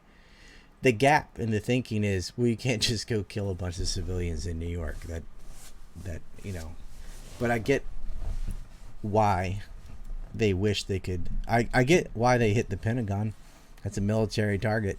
Right. Yeah. But you're using a civilian jet. Those people have nothing to do with it. But I understand it. I don't agree with it, but they're not crazy. It's a completely understandable position given their situation. It's If easy that to was link. happening in America, right, millions of because the population is so much bigger. If you had a million people starve to death from sanctions, right, and just reverse everything, how would Americans act? I guarantee you, some of them would lose it and go attack them. Like, yeah, I get it. How is it any different than them like attacking the Pentagon World Trade Center than us killing a million people in Iraq as a response? I mean, how is it much difference to run a plane into a building or to fly a plane over a building and drop a bomb on it? Exactly. Exactly. Like, that pilot didn't even kill himself. At least they're willing to die if you're willing to Right. kill. Or they just, Exactly. yeah. I mean, what? How about the MK-77 they dropped all over Fallujah and burned all those people? Or Yeah. the napalm in Vietnam, or atomic bombs on Japan? Like, we've been murdering, knowingly Exactly. murdering innocent people as collateral damage or whatever.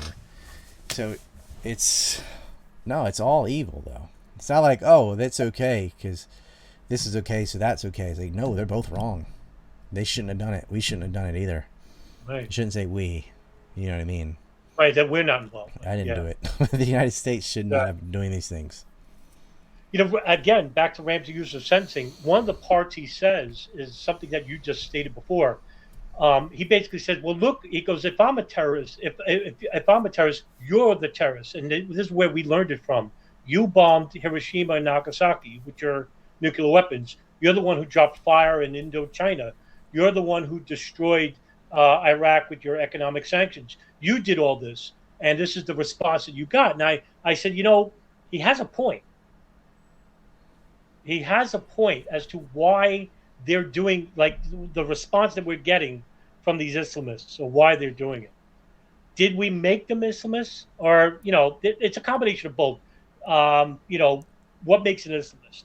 Well, poverty-stricken There neighborhoods. were no suicide bombings until there was occupation.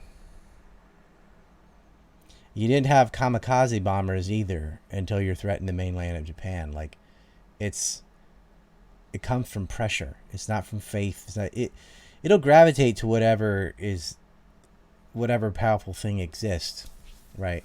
And so, if that's who has the money and whatever, then they'll use the mosque. But it doesn't have to do with the faith itself. Mm, It's from foreign policy. 100%.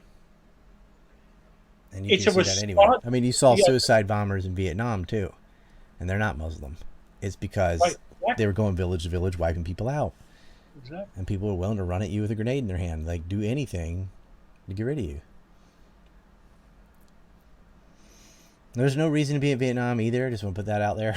Like, it was not about stopping communism. That's not why we're there. Exactly. That's why some people were there, because they thought that's what they were doing. But no, the MIC is disgusting, and you can see this in Ukraine. Like, they're dumping all their obsolete old gear into Ukraine, It's not going to make a dime's worth of difference on the battlefield, and they know it. But they're going to send it there so that they can then replace it and say, "Well, this is the replace that backlog of stuff we gave away." Pure profiteering. Pure, 100%. And it's just prolonging a war and getting more Ukrainians killed. It's stupid, and it's evil. I'll put that judgment on there. It's evil what they're doing. They should sue for peace. They have no chance of winning that war. Even if they did send the good stuff, it wouldn't matter. They shouldn't have been attacking Donbass for 8 years. This thing was avoidable if you go back to the coup in 2014. But from at least December onward, this was inevitable. There was no other. They had tried everything else already. Russia didn't choose violence day one. It took a long time. And they exhausted their options. And they just thought, okay, the West doesn't listen to anything but force. And that's how a lot of these Islamists feel too. They're like, we can't negotiate with these people. They abuse us over and over again. And that is what causes violence. Our own government. It's the only language that they understand. That's what Khalid Sheikh Mohammed said. The only language they understand is violence. Isn't it? Yeah, I would think so. I mean, from my studies of 9/11, I go back to like 2006. I can actually say that with the response of these like Islamists, the general answer from these people is that the only reason why they're doing it is because there is no other recourse. You can't, like you said, you can't talk to these people. There is no like dialogue. So the only answer is violence. Violence begets violence. But they're not the ones that precipitated violence in the beginning. It was the imperialists, the United States imperialism. So what is it there to do? I mean, what else could you do other than, have a dialogue? But you can't have a dialogue with an entity that only knows violence. That's a problem. You have to have a position of power, maybe. Like the threat of violence can work without having to be violent as long as you're strong enough. But it's sick situation. They just made their position worse by being violent. Now you lost all sympathy, right? Right, exactly. It just makes things worse. But I understand why they think that would have been the route, right? Some of it, they don't even care if it makes it worse. It's pure revenge. It's like, yeah, you did that, I did this, you saw this happening. Little kids are being sold on the market as sex slaves because at least they wouldn't starve to death. Was that Libya? That was Libya and Iraq. And, can you imagine having to see that? Some little girl, 6 years old, doing belly dances for some fat pervert that'll take her in and raise her to be a slave. But at least she won't die with her ribs poking out. That's their choice. Watch your child slowly fade away or sell them off. So they sold them. That would cause terrorism. That'll do it. In a situation like that, it's not a completely irrational, crazy. Blah, blah, blah. It didn't get like that because they've been Muslim for thousands of years, right? It didn't always. The first terrorists to hijack an airplane weren't Muslim. The first terrorists bombing a hotel were not Muslim. The first terrorists to bomb a train or an embassy were not Muslim. They're our greatest ally. That's right. Yep. So, getting back to Hamburg. There's so much to say about Atta and Al-Jarrah and Al-Shehi. Because, just like Awif Al-Hazmi and Khalid Al-Midhar with their middleman Bayoumi and Osama Basnan, there is a money trail with Al-Shehi as well. And then Muhammad Atta is connected to the Prague story. That's a whole event. And Al-Jarrah goes back to Israel. So there's that story. And I think we can cover those three stories next time. How about? You want to go over the Al-Jarrah story, Muhammad Atta, and Anthrax? Actually, that's its own thing. Because that's a long one. Yeah, that's a long one. We'll save that. So skip Atta. We'll talk about Al-Shehi and Al-Jarrah. Al-Jarrah is the more interesting of them all. Yeah, that one is, it's interesting because it's such a huge ordeal that no one knows. No, Yeah, it's unbelievable. I mean, I put that out there, and it's in Empire Unmasked, but it got no attention. Like USA Today covered it, and some foreign press, and yeah, it's, no one wants to look at that, and it's a real smoking gun, and they don't care. Also, when you were saying earlier about, we were talking about getting past security, there were large knives on these flights. Everyone thinks it was box cutters because on the day they had box cutters. Like, really, is that what it was? The little razor blade? No. They had knives, and we know they had knives because it's in the list of debris from Flight 93, which did not evaporate. And we even have on film from the Walmart or Target or whatever where they bought it, right? So they had large knives were on those planes. They got them right past security. Now, either you have somebody in the ramp crew, you can bribe employees of the airline. That's how they get a lot of drugs on planes. There's lots of ways to get through without having to sneak it past the metal detector, right? But they definitely had legit weapons, and possibly even better than knives, according to some of the phone calls. And we'll get to all that too when we get to the day itself. But got to get background on each one of these people. So next time, let's do Al Jarrah and Al Shehi. Al Shehi short. So we'll do Al Shehi and Al Jarrah, and then Atta will be a day by itself. Sound good? Awesome. Sounds great. Thank you again. This is Dawson. Okay. I guessed based on the timing when to end that. So I might have cut it short or it might have looped. I'm not sure. But anyway. Al Jarrah is a beast. I mean, he's got family members that work for Israeli intelligence and no one cares. Like Alex Jones is aware of that. Never gonna tell you because he's compromised. Okay. I can't imagine what the world would be like if all this information were known readily instead of all the kook stuff. Everybody and their mother and their brother have heard about the bullshit of saying a missile at the Pentagon, or controlled demolition theories and all this stuff. They don't have accurate information. Very few know that the fire prevention systems have been sabotaged in advance of 9/11 to maximize the damage from fire from the planes. Very few know shit about anything Israel does, much less their role in 9/11 or the Saudi role. They're oh yeah, Bush, Cheney, Rumsfeld, loose change. That's what they know. They know the Jonestown version. Oh my God, someone just said trillions missing. Listen to me. Look at me. I'm going to say this for the 911th time. When Donald Rumsfeld said that they could not account for $2.3 trillion, he did not say it was missing. That's not a budgetary item. That's the entire budget. 2.3 trillion was the whole budget for the DoD. And unaccounted for meant we don't know how much went to Navy, how much went to Army, how much went to Air Force, how much went to policy. And guess what? It got accounted for. The Pentagon is guilty of so much. You don't need to invent shit. Donald Rumsfeld is not the most elegant fucking guy to be speaking, right? He did a slip up saying missile instead of plane. That was on purpose. He talked about the budget the day before 9/11, and guess what happened after 9/11? They created a new department, the Department of Homeland Security, which was supposed to be the go-between between all these other different intelligence agencies as well as the Pentagon, since they all fight over budget stuff. That's why part of the reason, as petty as this is, the NSA and the CIA and all don't cooperate is they're competing with each other.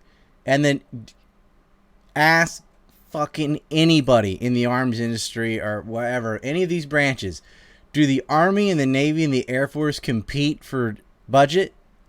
Yeah, they do. Oh, no, you're going to build our plane. No, you're going to build our plane. Oh, we need all three. Just go do a deep dive on the F-35 program. Everybody gets one, right? Or this book behind me, The Separation of Business and State. I gave the example of the F-22 Raptor, which is just as much a piece of shit as the F-35. And the story, like, go look up the story in the Bradley. The Bradley fighting vehicle is supposed to be a transport vehicle. They made a movie about it. I think it was called Pentagon Wars. Kelsey Grammer's in it. $11 billion dead guys in a bucket project. Yeah, you'll know. That's all he's referring to. I swear to God, if I hear the 2.3 trillion missing dollars or Larry Silverstein said pull it or something, I'm going to fucking hit you. Like, you're so stupid. When you hear an outrageous claim, please spend at least 5 minutes trying to falsify it. Instead of trying to rationalize it, this is what dogma heads do. They're like, pick a position, right? They start with a conclusion and they work backwards trying to find cherry pick information to back up the thing that they just decided is true. If you want to know accuracy about whether something's true or not, you do the opposite. Instead of looking for stuff to support your position, you look for stuff to debunk your position. And if you can't debunk it, that gives you confidence that it's not being debunked because it's not wrong. That's like research 101. Anyway, if I'm going Himmler on the kooks. My health is bad. I cannot have any more stress piled on. If you're saying dumb shit, you're gone. I'm just You're not going to be in my cozy chat. I'm purging you from the retarded stuff.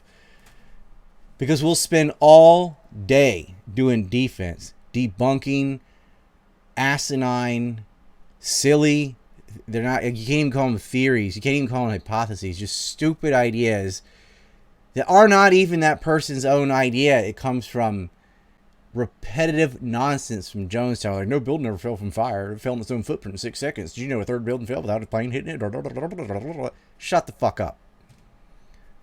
Okay. Power chats. It's like it's not even your own words, and you don't even realize it. Jared9 for 7 says LFG. Squatch Hunter says we love Dawson.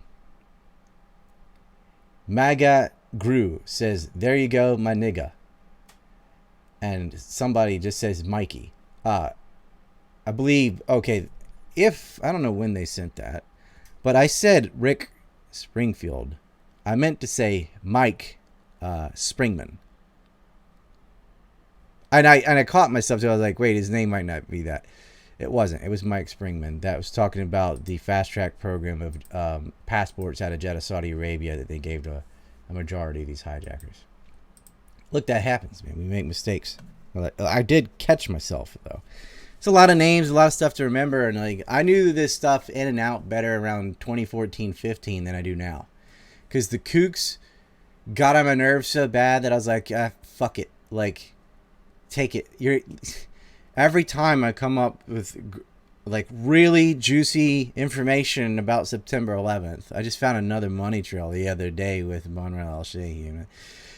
It's like, it doesn't matter. I'm not going to listen. It's just going to get lumped in with the space rays and the missiles and the mini nukes and the thermite paint and all the other just stupid shit. And that doesn't even go back to anybody. They're just like, they did it. Like, oh, just the government or something. What Adam and I are talking about specific names and documents and when it happened and why they did it, what the motives were, and all the bridge principles and things that attach to it. Fuentes needs to get me on and talk about September 11th. And I will show portions of Empire and then stop and talk about it. I feel like that might be the best way. It was a catch-22 for me. I've been kicked off of everything financially, so I was like, well, I have to sell this film. I would have rather just put it out publicly. It would have gotten in the millions on YouTube, and then they would have erased it. But I couldn't. So I did War by Deception, which did go in the millions, and then they erased it. But it wasn't enough. You will see me monotone and calm no matter what, except for two things. 9/11 Cougars, because that's been a 20-year harassment. And Lincolnites, because they deserve it.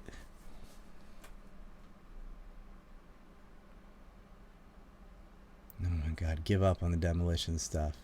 There were truck bombs in the basement. They hit it with planes and they sabotaged the fire prevention systems. You do not need to blow up every floor. Just the bottom one. And then we'll fall.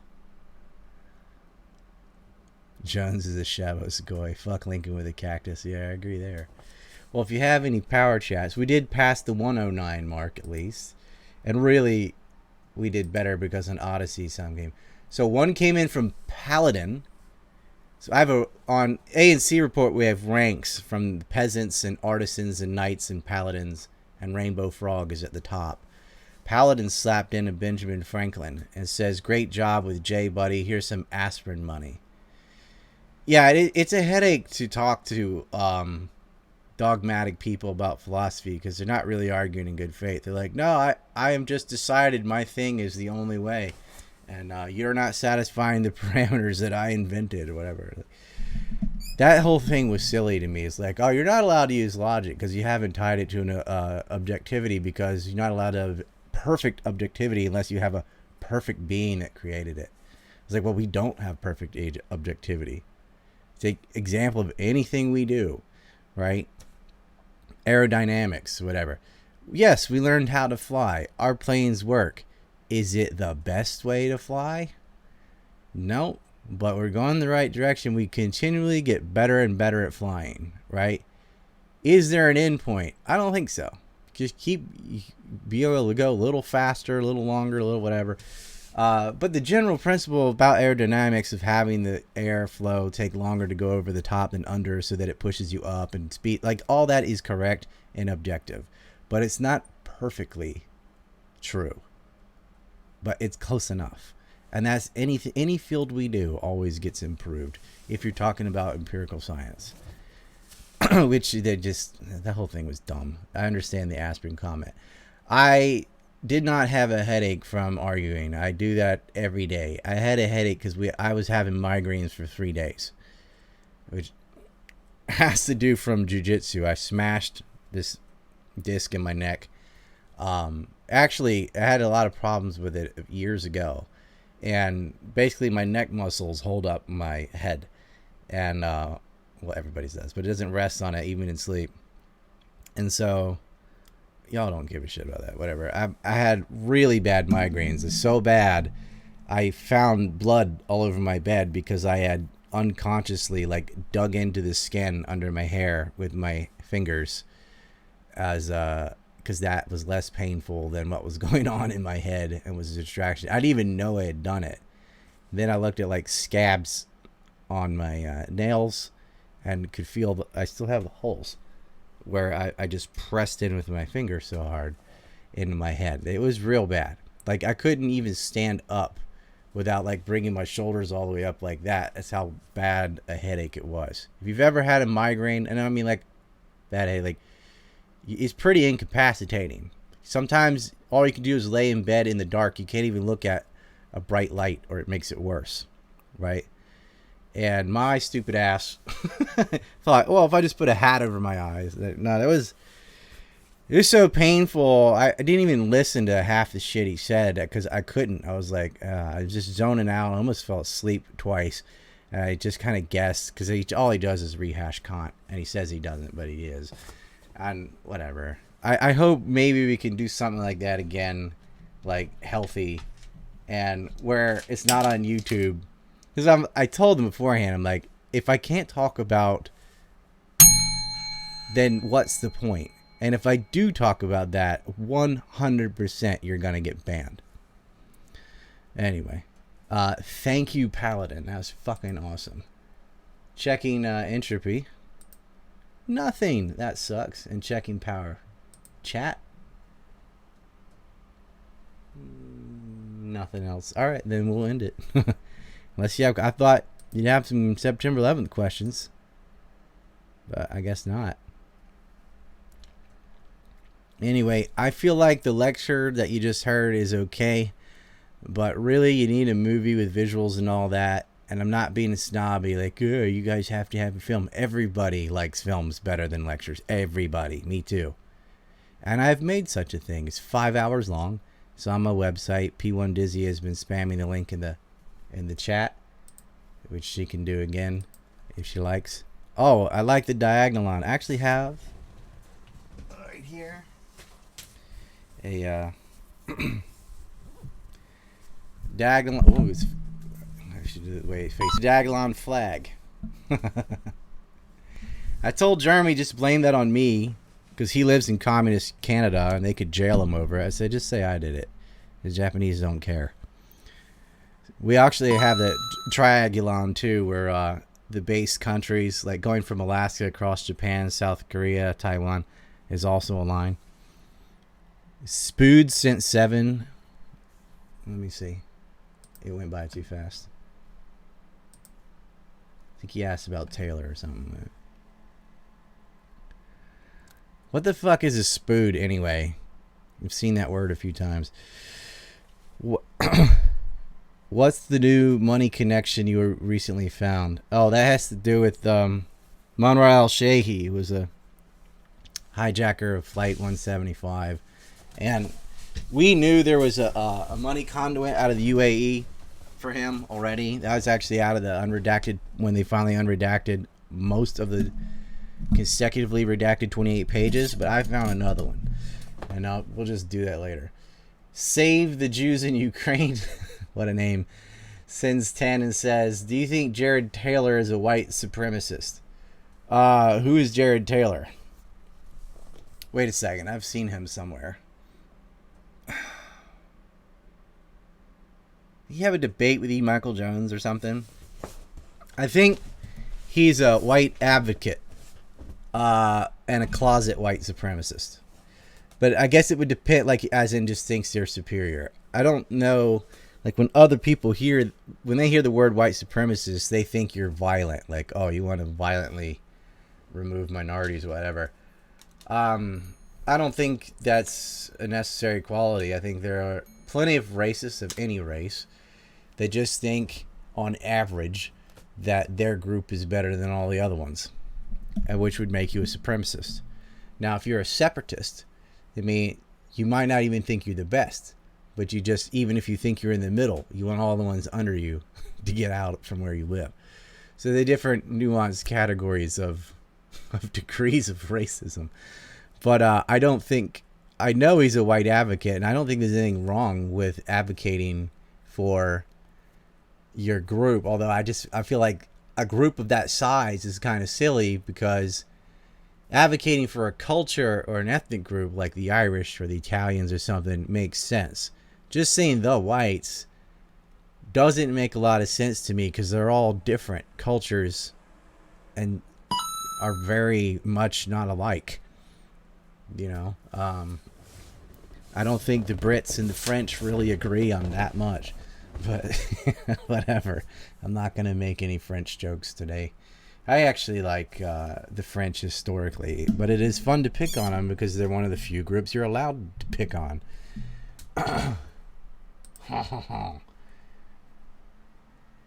But yeah, I think he's a closet supremacist. But don't take that opinion too deep. I've never spoken to him. I really don't know much about him. I shouldn't say such a thing. I'll just call him a white advocate. Spood says, which flight was the one in which the black box was recovered and the data unrecoverable? That's Flight 77 in the Pentagon. The 93 flight was also they recovered that, but they did recover the data. And they played that in the Moussaoui trial. The 20th hijacker, although there are two 20th hijackers, the two with the same name. I guess nobody could be 21. But he was in that trial. There's the transcript, and you can hear about where Ziad Al-Jarrah is not on there. So the one at the Pentagon, they found the box, but allegedly it was so even that was destroyed. So I mean, it did hit hit pretty hard into a very sturdy building, so that can happen. It would seem to me like the Flight 93 was more disastrous because it just ran straight into the ground. But a lot of that is just kind of chance, I suppose. The Pentagon collapsed into the basement floors in some areas, so depending on where that box was, I've seen a picture of it like with grass under it, so it looks like the lawn or something, but I believe that's because they moved it there. I doubt that's where it landed. but it's like twisted. So, yeah, probably no data on that. Or they're lying because the data on it's so bad they can't let anybody see it. Spoon says Jared Taylor is largely the opposite of a supremacist. He's a separatist, essentially. I don't know if he's a pan-Europeist or anything. More like a 1790s Naturalization Act kind of guy. Well, why would you want to be a separatist unless you were also a supremacist? Like, separate why? Because you're assigning people a teleology to the way they think and behave based purely on biology. If you didn't believe that, then there's no reason to separate because people would assimilate within a culture. Now you can say, well, we shouldn't encourage these subcultures with media and da da da da. But no, I think if you are an advocate and a separatist, I would like to know a good reason of why you'd want to separate unless you didn't also believe in a supremacy. You'd have to favor one or the other. You're like, oh, well, both groups will benefit if we separate. That still doesn't make you not a supremacist. Oh, we're exactly even, but we're going to separate. He's a supremacist. And a separatist. I don't know about pan-Europeanists, but, he just kept saying white. I'm like, dude, not all whites are the same. Not the same group background at all. That kind of stuff, like, I'm not going to get into it. I've done shows on that. I argued with, like, the entire cast of Heel Turn about it, and David Duke, and pick somebody. I even talked to Metzger. Remember him? Like, I feel like that whole thing is a backlash to the very real state-ordained prejudice towards whites. Whites in America are held to a higher standard, and they're picked last because of prejudice. The parental prejudice of liberals who treat minorities like children feel like they got to fill up all these check boxes to get equality outcome. And in doing so, a large portion of those people are less qualified than others, but will get through college admissions, jobs, all sorts of favoritism over whites, especially white males. And that's racism. And I think in reaction to that is why a lot of whites and white guys in particular adopt a counter racism of saying, oh, well, the reason you have to favor all these groups is because on merit they can't do it on their own, and the reason is because they're genetically inferior. The flaw in that logic is because they're genetically inferior. This whole plethora of other reasons, which could be in addition to that or exclusively without it, that can also explain why one group doesn't do as well as another. I mean, you have vast differences even within the same race just based on geography. This one's here, they're over there. It's not a genetic thing. Look at the two Koreas. North Koreans and South Koreans have only been apart since 1953. They're not even a whole, they're like one and maybe a half generation apart. Many of the people alive today were alive before 1953 and were born in annexed part. Well, I was going to say born in Korea, but they're actually born in Japan, but you know what I mean. And yet, look at the outcomes. Many people fail because there is no other choice. Because of where they live, because of the system of government, because of whatever.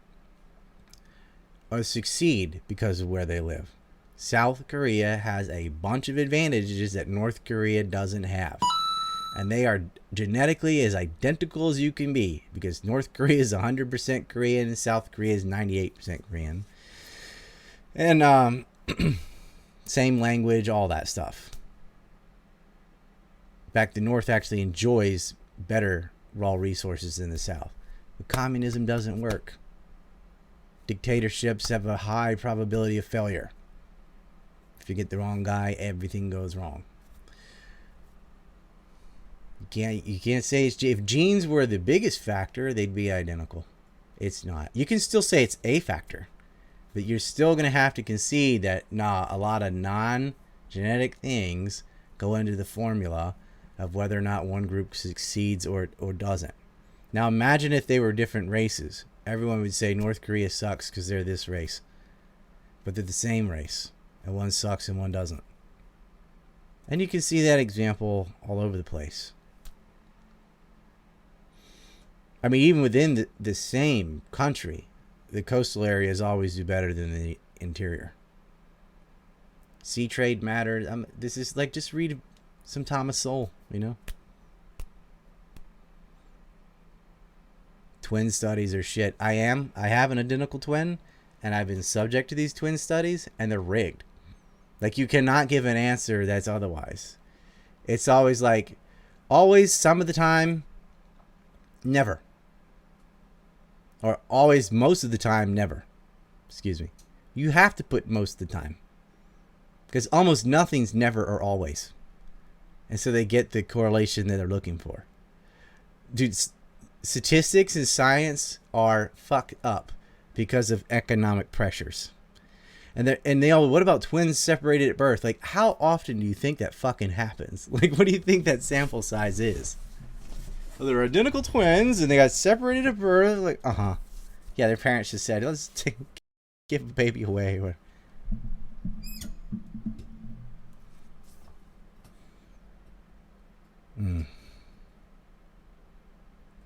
Yes, race is real.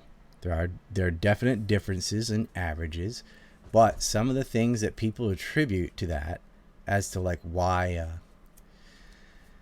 this nation failed and this one did succeeded or whatever, you can't just chalk that up to such a simplistic notion as race. You really can't.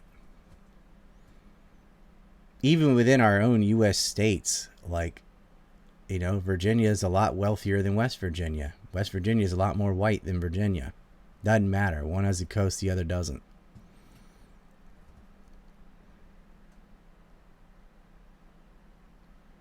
Yeah, I can tell I'm going to piss off all the racists. So if I burn any more bridges, I won't have any audience left. Like, I hit everybody's sacred cow. And so then there's going to be nothing left. Like, this stream was about Ukraine and 9/11. And of course, everyone only wants to talk about the pet project the entire time. Yeah, Jared's from Japan. Whatever.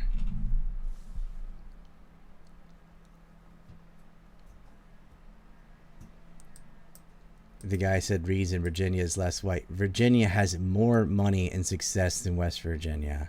And Virginia is less white. It's like you hear what you want to hear. Okay, see ya. This gone retarded already. Sayonara.